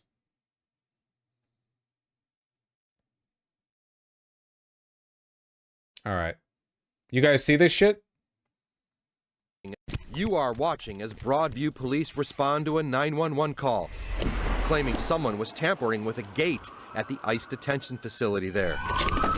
Body camera footage obtained by the CBS News Chicago investigators shows several Broadview police officers respond to an alleged Homeland Security threat. The gate in question is where ICE takes detained immigrants for processing. What's up, guys? Hey, what's up? Not much. How are you? Good. We got a call of subjects trying to... What are ICE trying to achieve by doing this other than pissing off local police? Well, for the most part, they're pissing off local police, but also so again, remember, okay? ICE can arrest people, but they can only bring them to federal detention facilities unless the local police are explicitly cooperating. The vast majority of detention facilities in any part of America are going to be local, not federal. ICE can only arrest people and bring them into federal. So, if ICE wants to harass, intimidate, or illegally arrest people who are doing nothing much wrong at all, they're trying to goad the police into doing it. They want the support of the police, but they don't have the support of the Chicago police. So in this case, they're essentially just antagonizing both the CBS reporters here and the police. Climb over the fence or something? No, not since we've been here. But when police arrive, all they find is two people and a camera. Our CBS photographer filming the exterior of the building with a CBS security guard by his side. Okay, and you guys didn't tamper with any of the... No, man. The 911 call claiming someone was tampering with the gate came from an ICE agent. According to this incident report, an ICE agent called police for help. It's basically swatting. I mean, essentially, it's you're filing a false report. This is a crime. They're committing a crime. The cops could arrest this ICE agent for doing this. It would just be, you know, difficult to do.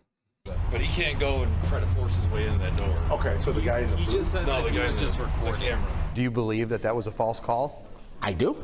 Again, it was just our CBS photographer filming the exterior of the building. In your mind, bogus? Yes. It's disturbing. It's ridiculous. Broadview Police Chief Thomas Mills says this is just one of several questionable 911 calls his police department has received from ICE at this facility recently.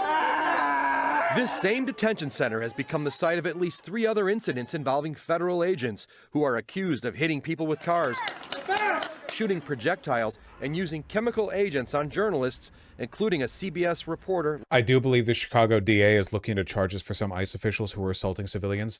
Please. Please. I want it so badly. I want the video. I want the video of an ICE agent getting arrested by cops. Please, God, I beg of you. I need it. I need it. I need it so badly. You have no idea how badly I need it.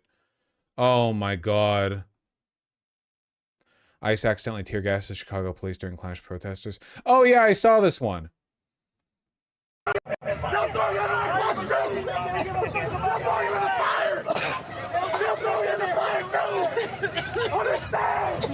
just tear gas you. They don't give a fuck about you either. Why are you protecting them? The ICE are deployed tear gas over basically nothing, and because they all have gas masks on, you know, at the ready, they just you know, they don't give a fuck about hitting cops.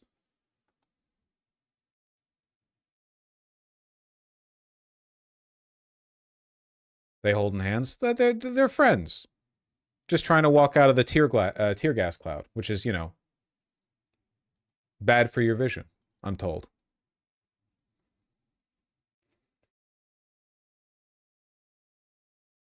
ICE will keep doing this? Yeah, well, again, I do the people keep doing this thing where they're like, oh, I thought Republicans backed the blue. Again, you don't understand. All right? I genuinely believe the DHS agents that are fronting these big pushes in major Democrat cities are being brought in, and they are recruited from like militias from the right, 3%ers or whatever, you know? We're talking about people who are literally like neo-Nazi militiamen who are now being given a government paycheck to continue doing what they wanted to do, but with masks on. Like, they are just brown shirts. These people don't like cops. They're the 3%ers, the Patriot Front. These people think that cops are like cucks controlled by Jews. They don't like police. They don't get along with police. And as many criticisms as I have of American police, which are, and you've watched my streams, so you know perfectly well how I feel about American police, a few things still remain like a difference. For one, American police do have some training. On average, more than these people in the DHS. For two, it is possible that a lot of these officers have like some community ties locally. You know, they're like members of their community and they care about law and order. None of these DHS fucks do. None. 0% of these DHS fucks care about law and order or the community. They're federal agents and they're neo-Nazis. Okay? So like, again, it's really like there's always a bigger fish kind of situation, right? Where like American police are awful, but congratulations, Republican Party, you've created a monster significantly worse. Possibly so bad that you might actually antagonize the police to the point that they don't want to get along with you. Which, again, if the cops don't go along with you, you're in rough fucking... Do you have any idea how impossible it would be for the DHS to operate if local AGs and local police started filing charges against them? It'd be impossible. They'd literally, like, they'd be kept in Washington. They'd be kept in DC. They wouldn't be able to do shit.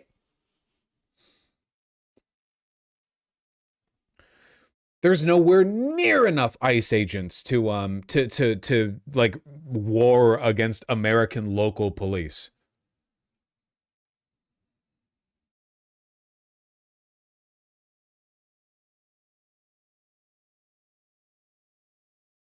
Yeah, word has been pretty good. Like these local police commissioners, the department chiefs, they're not particularly happy with what's going on, which matters. We actually recently saw a video, what was it, from a former police chief in Seattle? Not current one, but a former one. Current police chief's a bit more of a dipshit, I think. But the Broadview police chief, who just spoke in the segment we just watched, I think we might have even seen this clip before. I was shocked. I was shocked. I've never been spoken to by a fellow law enforcement officer in such a way. Broadview Police Chief Thomas Mills says on top of requiring 75% of his department's manpower for crowd control outside of the ICE processing. Jesus Christ. facility in the west suburban city. He was personally, verbally attacked by ICE agents during a protest. I'm a leader of a department. I know that my office is looking at me for guidance and leadership, and I had to ensure that, you know, I had to stay calm and not engage in such unprofessional behavior. Chief Mills says he was walking across a skirmish on September 12th, the day this video was shot. He was called multiple expletives by an ICE agent, calling him a coward, accusing him of neglecting his duties during protests that got physical. Mills also telling the I-Team about an incident earlier this week where a pedestrian was hit by a truck near the ICE facility. Allegedly, a ICE agent struck someone and continued on into their location. And during the course of that, while trying to gather information, there was pepper spray released while my officers right there. They felt the effects of that pepper spray where it altered their vision. You know, they were coughing, and I was on the phone with them, and they had to leave the area so they can decontaminate themselves. Now Broadview's again, like if local DAs start putting out arrest warrants for ICE agents who commit, and again, they're committing crimes nonstop, they're breaking the law constantly. If they get some arrests, the pants are gonna fall off ICE real fucking quick. Okay, this is not a sustainable project.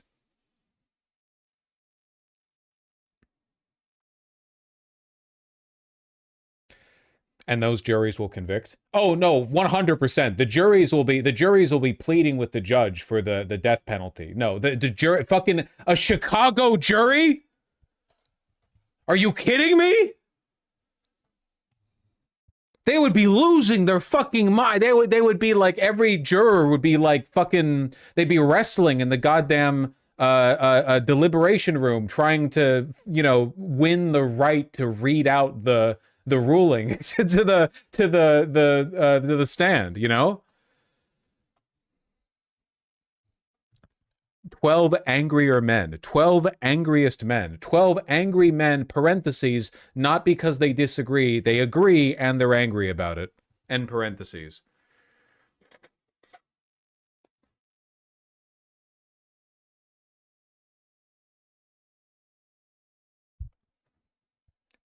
Doesn't juror 1 read the ruling? I'm just saying shit, man. I'm just saying shit. Hear from you when it comes to, first off, the National Guard being in place. Have you seen them? Do you know what they're doing there? No, they are not in place at this time. They're receiving some additional. What are the odds, though, of Trump using that as a means to impose martial law?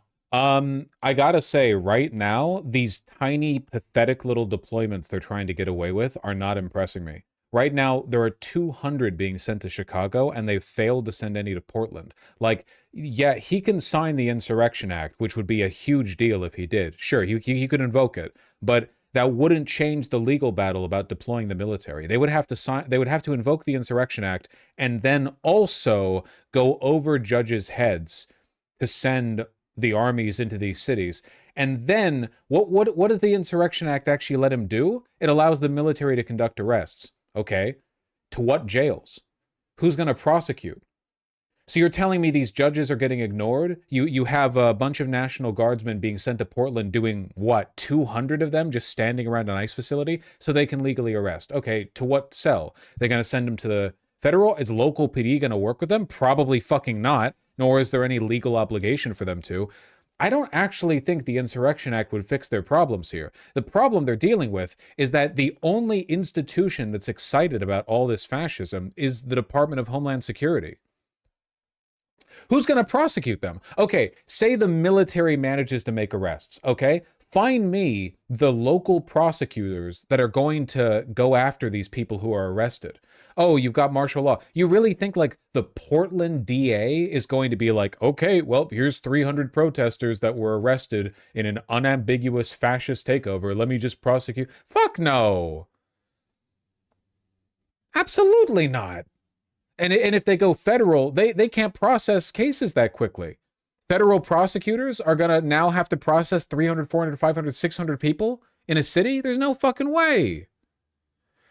Illinois is investigating ICE after they stripped a woman of her clothes. Yeah, I saw this one.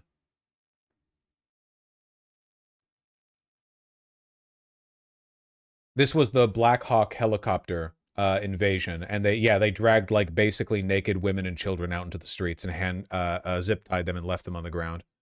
Separated the parents from the children. I bet that's second nature to your average ICE individual. They're so evil and it's actually making them unpopular. Yeah, no, yeah, 100%. Again, like it makes me wonder how well the Gestapo would have done back in the day, and the brown shirts in Nazi Germany, if everyone had a smartphone back then. Like, would people have been as enthusiastic about a Nazi takeover if all of them had seen 500,000 videos of brown shirts like beating and raping people? You know, like, it's one thing to hear about our glorious brown shirts prevailed over, Jewish corruption in Dusseldorf and took over a school, liberating the Aryan children, blah, blah, blah, blah, blah. It's quite different to like open your phone and see a video and it's the stupidest fucking people you've seen in your life, like muscling into a school and stomping on children, right?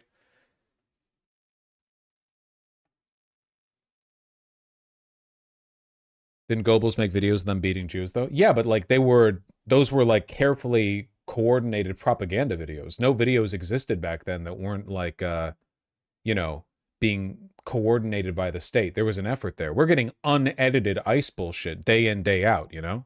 Okay, stop with the autoplay. Jesus. Does a news site really need a fucking autoplay? Like, it's one thing to autoplay the video. It's another thing to have it auto playlist the videos.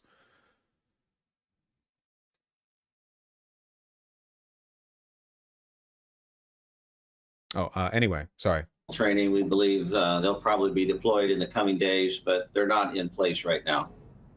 Okay, so you haven't seen them in your city? No. And do you believe having them there is necessary? Do you need them there? No, just as you highlighted a moment ago, we're talking about one city block in 145 square miles. Certainly been some challenges. You don't have to give them trials if you can deem them as terrorists, right? Nope. I don't know where you get that from. Being like terrorism, like being a terrorist, quote, isn't even a charge. That's not a crime. Being a member of a terrorist organization is not a crime in federal or state, any state's law. It's too ambiguous. Being part of a group, it's like how being part of a gang is not itself a crime, you know? But everyone gets due process. I mean, they're trying to change that right now, yeah, especially for like deportations. But no, they can't skip due process for that. Down at the facility, Portland Police has been engaged down there extensively over the last 9 months.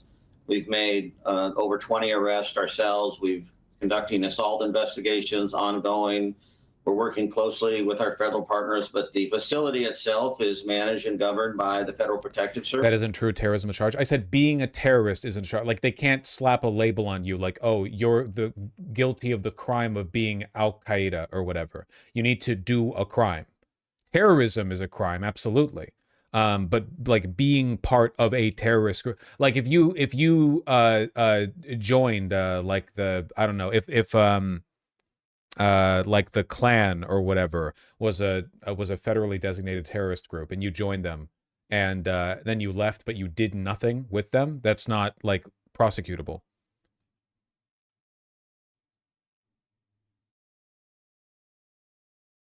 Why did you just provide a link to the government's definition of domestic terrorism to me? Are you thick? This describes acts of domestic terrorism. What I'm talking about is they can't just say you're a terrorist and then that's a crime. Anyone can say anyone's a terrorist. It's a free country, technically, theoretically, okay? This describes actions. Domestic terrorism is an action. It's a crime you commit.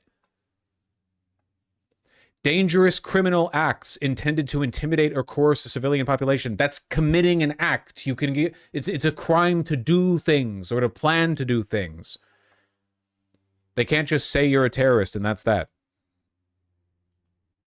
Service, and they have responsibility for that. And the incidents you speak of, for example, last night, occurring on their property.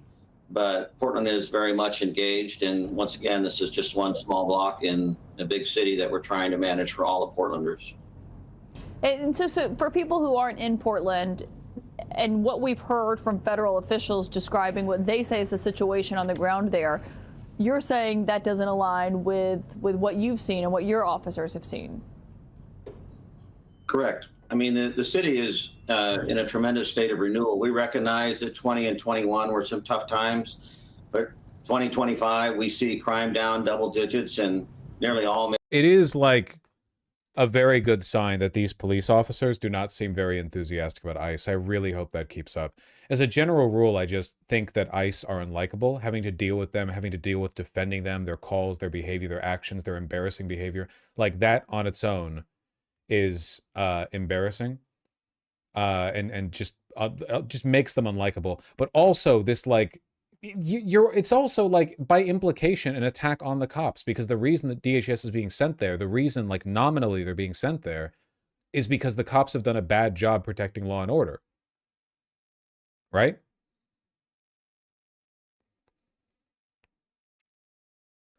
Is ICE full of Jan 6ers?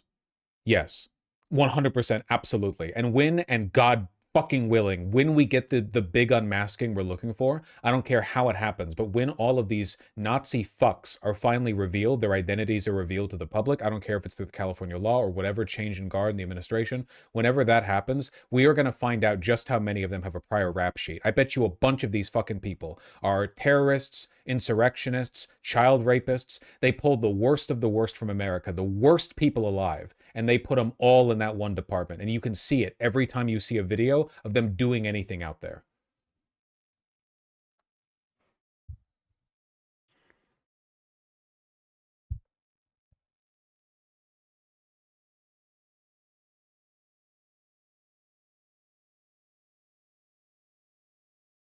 Two in one ICE officers are pedos, yeah.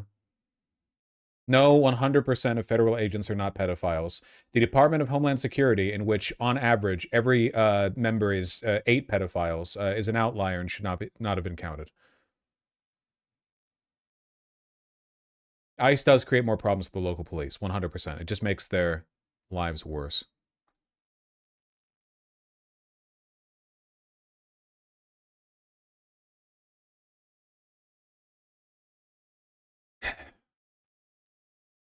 Some good news, huh?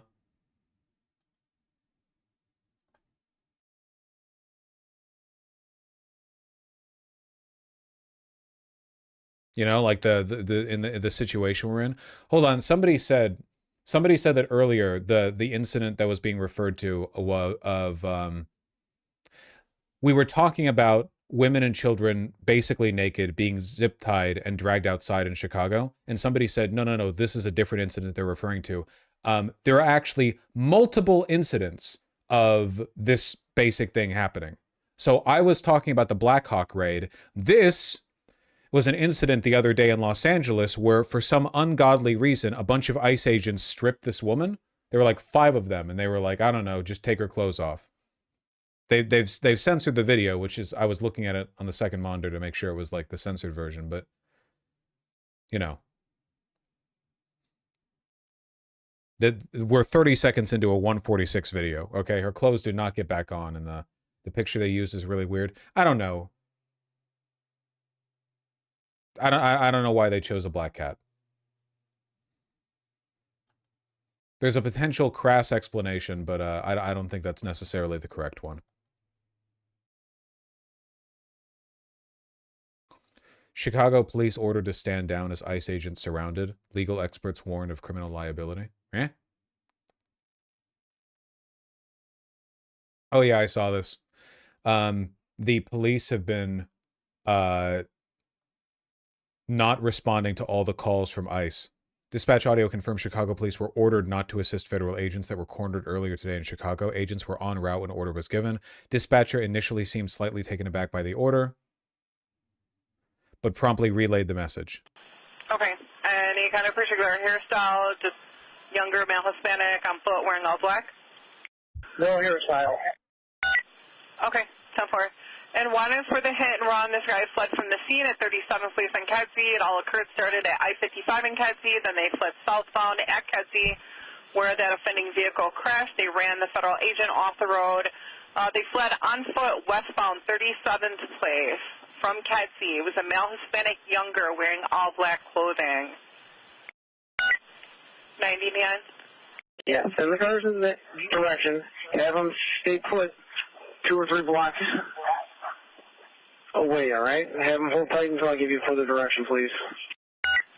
Okay, 10-4, and for the units responding to 39th Police in Kedzie per 999, if you guys can just, for the units responding to 39th and Police in Kedzie, if you guys can start heading there as quick as you can, and then just hold tight for instructions with 999. 999. 999. So the Chief of Patrol, clear everybody up. We're not responding over there. Radio check. And again, per the Chief of Patrol, we have all the units that, per 999, Chief of Patrol said all units clear out from there. We're not sending anybody over to that location. 62, we're going to clear out as soon as we can, Spot. We're like locked in over here, so we're going to do the best we can to get out of here as soon as we can.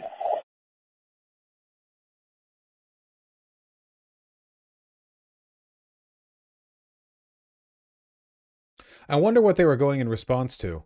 This article says, as ICE agents surrounded, but that seems like a narrativization.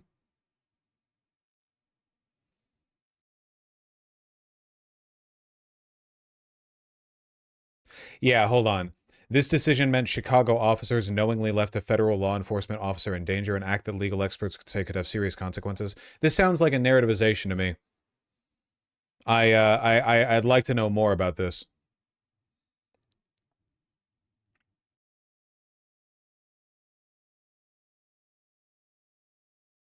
Well, I'm sure Fox News will complain about it. This website's super right-wing. I don't know why the chatter linked it. The Illinois Review, is it? Oh, yep, there it is. Democrats force shutdown over healthcare for illegal immigrants. Yeah, that pretty much tells you right there.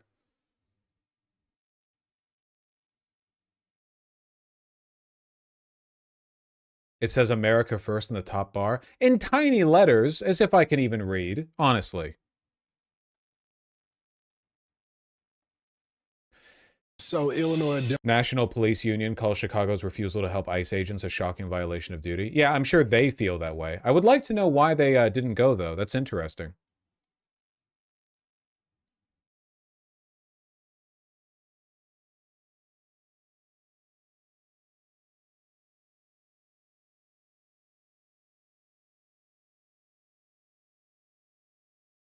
It might have been a false 911 call.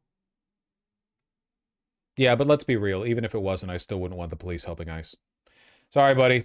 ICE, you're going to get treated like the rest of us, okay? When the cops are needed, they show up 5 hours late, ask you for your name and phone number, and then leave, all right? That's what I want. I want them to be treated just like I would be treated in a stressful situation. Is that so wrong?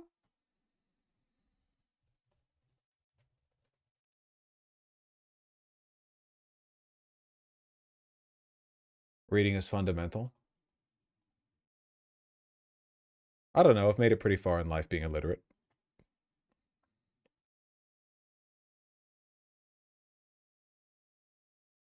Oh my god, dude. Why is there so much shit? What is this? Mr. President, what? The Insurrection Act, under what conditions or terms would you... Well, I'd do it if it was necessary. So far, it hasn't been necessary, but we have an Insurrection Act for a reason. If I had to enact it, I'd do that. If people were being killed and courts were holding us up, or governors or mayors were holding us up, sure, I'd do that. I mean, I want to make sure that people aren't killed. We have to make sure that our cities are safe. And Mr. President, what? The insurrection. I don't think it would play out the way he wants it to. I feel like there's a very difficult window, a mandate that you have to maintain, an attitude that you have to maintain. And if you can't do it, he's setting it up. Yeah, but like the popularity of this action is only going down over time. Like, if anything, a very quick and decisive invocation of the Insurrection Act earlier on, I mean, I feel like that probably would have been more effective. What ground have they gained since the second Trump term began, you know? It's all very momentum. The whole point, right? Flood the zone, momentum, every day, 50 executive orders. I want the full C-SPAN clip. I'm on C-SPAN. Where is it? Where is it? How the fuck do you look through C-SPAN? Can somebody update this website, please? Where is it?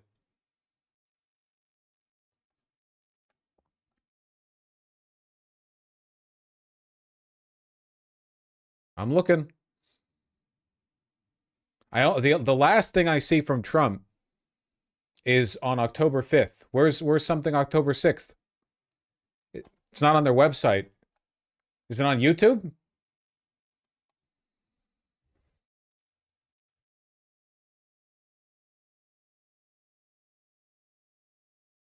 C-SPAN YouTube. Is it because it's still live? Nope, I don't see anything. Where the hell is this from? I feel like sometimes it's very easy to find what C-SPAN is up to sometimes, and then sometimes it's really not.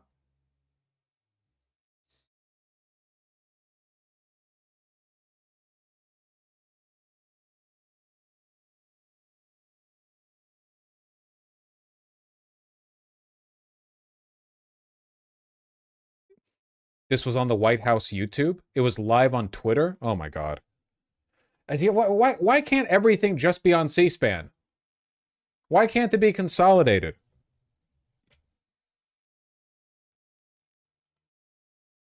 Here we go. Jesus.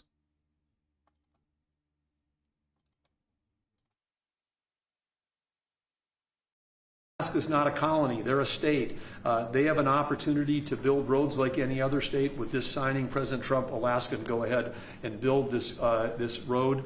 It'll be a toll road, not a public road. It's a toll road, so it'll be controlled in terms of traffic. It's a gravel road. It'll be sensitive to the environment. There'll be collaboration with the Native Alaskan corporations. A toll gravel road. This is the fact. Listen, guys, Eisenhower, he built the interstates. Okay, you open up a Trump street. You've got 15 members of the government explaining to you how they're opening a toll gravel node. National news, everybody. In terms of how it's built and how it's used, supporting the Alaskan Native tribes with subsistence hunting regulations on either side of this, but this opens up a wealth of resources. In addition, there's going to be an announcement made later today that is part of this announcement that the Department of War, the United States government, is making an investment in Trilogy Minerals. They're one of the companies. His second term is bringing those industries. Has ownership. It's going to be very safe, but Chicago is going to be very safe. And you say, why is it that a governor wouldn't accept free help from regardless? I mean, whether it's National Guard or the military or anybody. I mean, if women raped and beaten and knocked to hell, and the same with men where they're being shot all over the place in large numbers. I mean, we had a week in Chicago where 11 people were murdered and 38 people were shot. And then we have a governor get up and say, oh, it's safe, we can handle it. He can't handle it. He's an incompetent. Trump is actually mogging Miller and Levitt on this rhetoric. He's actually doing it properly here. Don't engage in any specifics. Don't talk about, like, don't try to outsmart the journalist asking you the question. Just say, like, their people are dying and we're going to fix it, you know? Way more appropriate. Guy, that's why they threw him out of the family business. They threw him out. I knew the family business very well, and they threw him out, and now he's a governor. And he should say, we'd love to have a safer place. Chicago's a great city potentially. You know, I told you, the head of the Union Pacific Railroad said, sir, save Chicago. It's a great city. It's going to be lost if you don't do it. We have no choice but to do this. And when judges give us rulings that, you know, you don't have to do it, Portland is on fire. Portland's been on fire for years.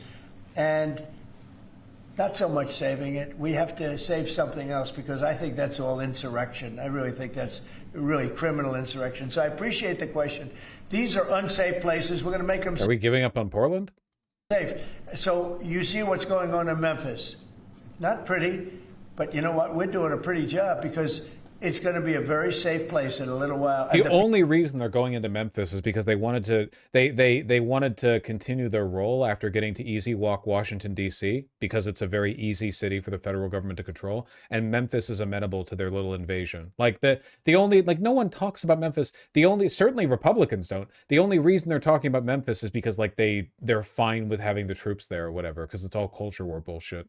People of Memphis are so happy that we're there. And the people of Chicago. There you go. So you have black women with MAGA hats on in Chicago. Yep. All over the place. They want the guard to come in, or they don't care who comes in. They just want to be safe. And they really don't care. You know, there was one woman, and she was great today. She said, you know what? I don't care if it's the National Guard, the Army, the Marines, the Air Force. I don't care who comes in as long as we're safe. And that's the way most of the public feels. We're going to make Chicago really great again, and we're going to. There was a weird shift some point in the recent past where it became politically acceptable for the Republicans to acknowledge that white men are their base and other groups aren't. Like it went from implication, oh, we know who we're strongest with, to Trump just boasting, even the black women, you know, which just did not used to be the case. Not in his first term either. Stop this crime. Then we're going to go to another one, and we're going to go city by city. We're going to have safe cities. And it was so great that we started with our nation's capital, one of the worst. I mean, so many people, every week somebody was killed. They'd come from Iowa, they'd come from Indiana, they want to see the Jefferson Memorial, the Lincoln Memorial. They want to see something, and they'd get shot. And you'd call their parents, I'm sorry, but your son is dead. And they go, what do you mean he's dead? Came to Washington, D.C. Not anymore. That's not happening anymore. We have a safe place. We have a safe capital. It's as safe as we have probably almost just about in the country. And if you look back 6 months ago, 7 months ago, this was a death trap. You look back during the Biden, I mean, what they did, how badly they managed things. And almost all of these cities, most of these cities are Democrat run. And we don't care, Democrat, Republican, we're going to make them safe. So we have to save Chicago. It's very important. And you can't have a governor getting up and saying it's good when 11 people were shot over a weekend. It's good.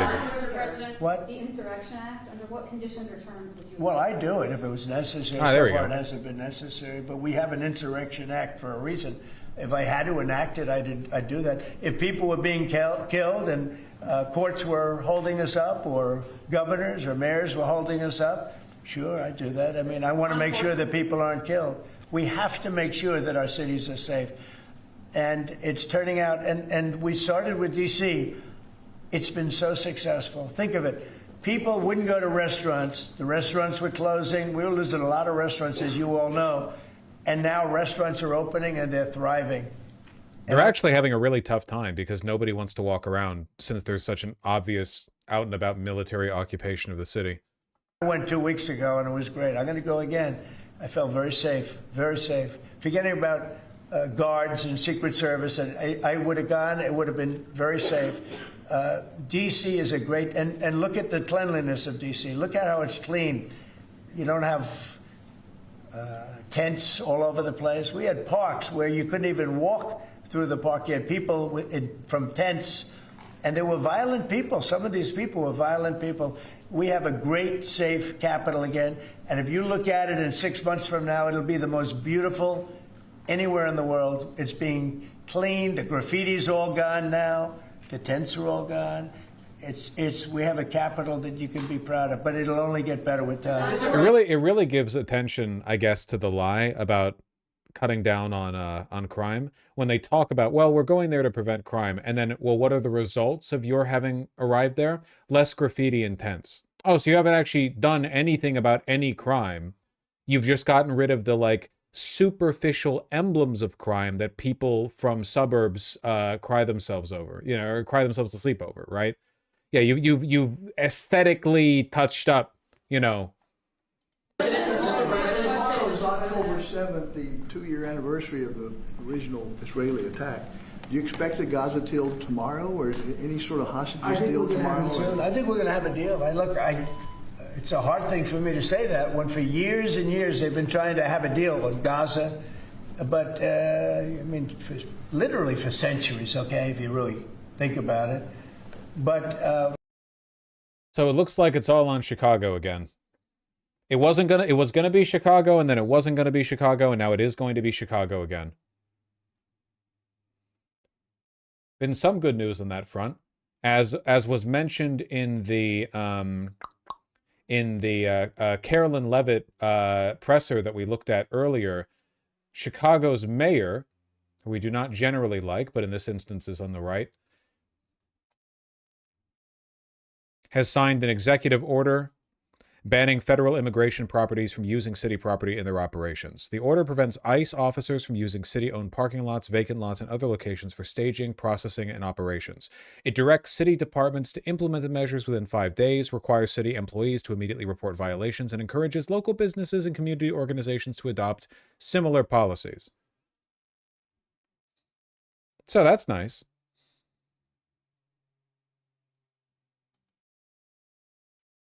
How's Pritzker doing?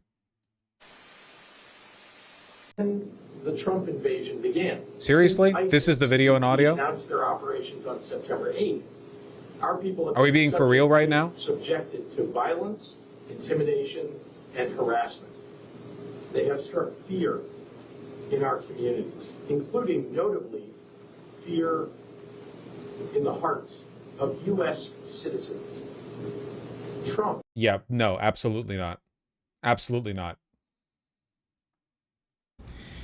Without my permission and against my vigorous objections, the president has federalized 300 Illinois National Guard military troops and hundreds of National Guard members from Texas, and he has ordered them to activate for duty in Illinois.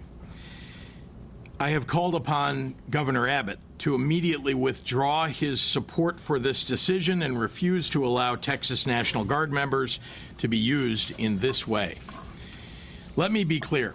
Donald Trump is using our service members as political props and as pawns in his illegal effort to militarize our nation's cities. I want to thank Attorney General Kwame Raoul and his staff, along with my general counsel, Ann Spillane, and our excellent governor's office legal team for working tirelessly for weeks now to prepare federal lawsuits in anticipation of this unconstitutional invasion of Illinois by the federal government. For weeks now, Donald Trump, Kristi Noem, and Gregory Bovino have brought their militarized CBP and ICE agents to the streets of Chicago to cause violence and chaos in this city. They need to stop inciting our city's residents.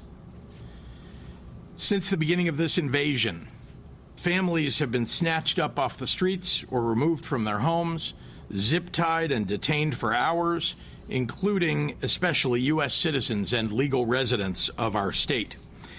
And in the words of CBP Chief Patrol Agent Greg Bovino, they're being chosen by how they look.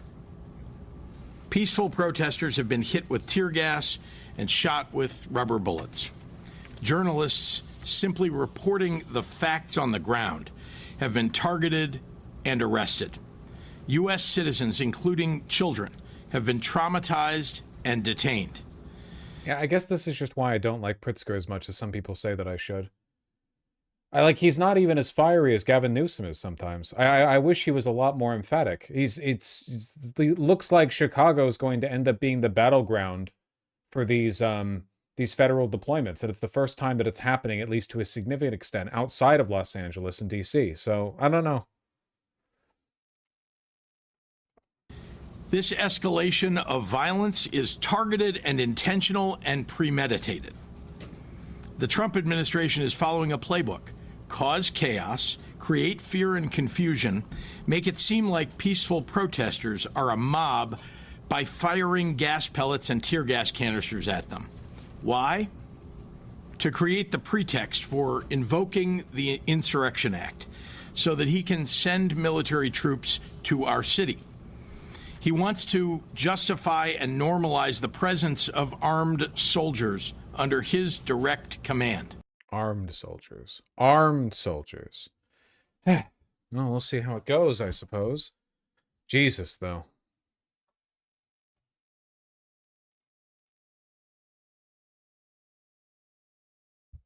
Legged soldiers. For the Midwest, this is very aggressive and loud tone. Yeah. Why are establishment and them so afraid of calling this and the second Trump admin at large fascist? Because they're too busy calling it communist, of course.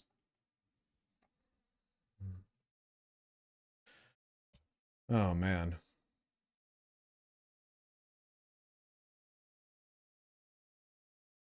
There's a professor on YouTube who says Pritzker is more afraid of destabilization that hurts his business than anything else. Would explain is correct as lackluster. I don't know. That sounds pretty cynical, Witch Doctor. I feel like a lot of people just aren't really ready to meet the moment. But we'll see. I don't know. I'd have to see.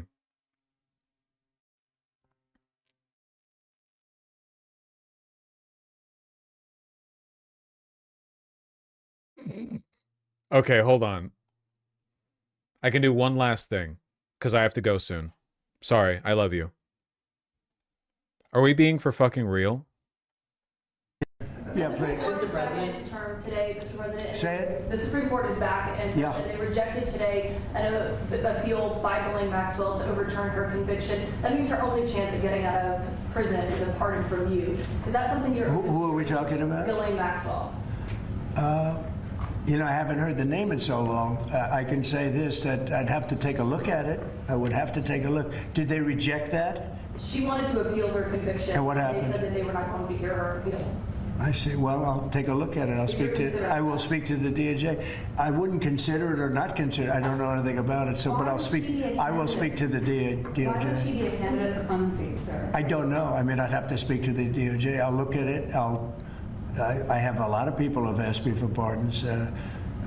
I call him Puff Daddy has asked me for a pardon. But she was convicted of child sex trafficking.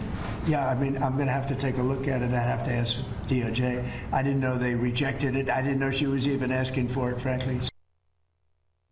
I genuinely have no idea what to make of that. I have no idea. I don't know if he genuinely forgot her. I have no idea if he's was reflexively saying, "Oh, I could get her out. Don't worry." I have no idea. Absolutely none. But it's just completely just bizarre.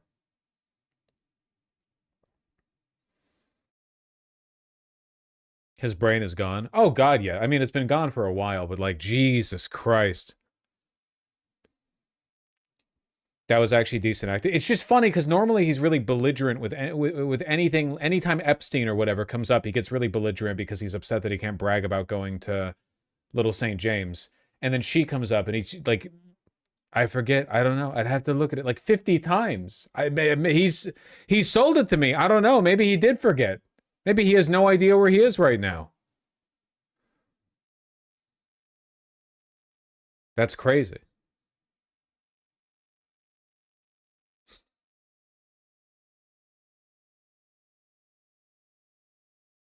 Meowing cat lady's kind of intimidating. Has Caitlin Collins not been like the star of this stream? Has she not shown up in like half of the clips that we've looked at? She keeps popping up. It's crazy. She's Forrest Gumping the entire stream. She asks the good questions and pushes back. I like Caitlin Collins. I always have, you know. I think she's probably my favorite person at CNN in terms of like, you know, repeat faces. Definitely, you know, like her more than Van Jones right now, I gotta say. You all saw that, right? Dead Gaza baby, dead Gaza baby. Not the highest bar. No, not the highest bar. Also, she's got kind of a cat face. You know what I mean? Like her resting face has the James Gandolfini, like, upturn. Gives you a cat face.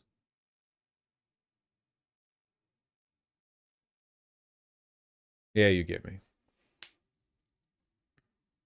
All right. I feel like we did some good analysis today, folks. I feel like we really shook it out, huh? We beat fascism by thinking big. Unfortunately, I have to go a little earlier today. I'll read donations tomorrow. I'm sorry. You should have expected it, frankly. It's kind of your fault for not expecting it. Excuse me. So until then, Everyone take care. I would say like and subscribe. At this point, liking the stream isn't going to do that much, but subscribing still does a lot. It warms my heart. I can feel it. It's a little bit of heat. So if you all subscribe at once, you might cause my heart to explode, which would, I'm sure, I mean, it'd be kind of cool, right? Give it a try is what I'm saying. Take care. I love you all. I'll read the donuts tomorrow. And yeah, keep your eye on things. Oh, soon, by the way, is the Seattle debate. So Katie Wilson's up against the incumbent whose name never sticks in my head, even though he's literally my mayor right now. Soon that debate begins. I'll probably I'll take a look at it tomorrow. But if you want to, watch the live and sort of like comment on whether or not my city will be liberated anytime soon, that's your choice. How early tomorrow? Richard Fallis, you're in stream chat often enough to get a general idea for, when I stream at this point. I feel like you've got a handle on it. Take care. I'll see you guys soon, okay? I'm European and I want sleep. Your problem, not mine.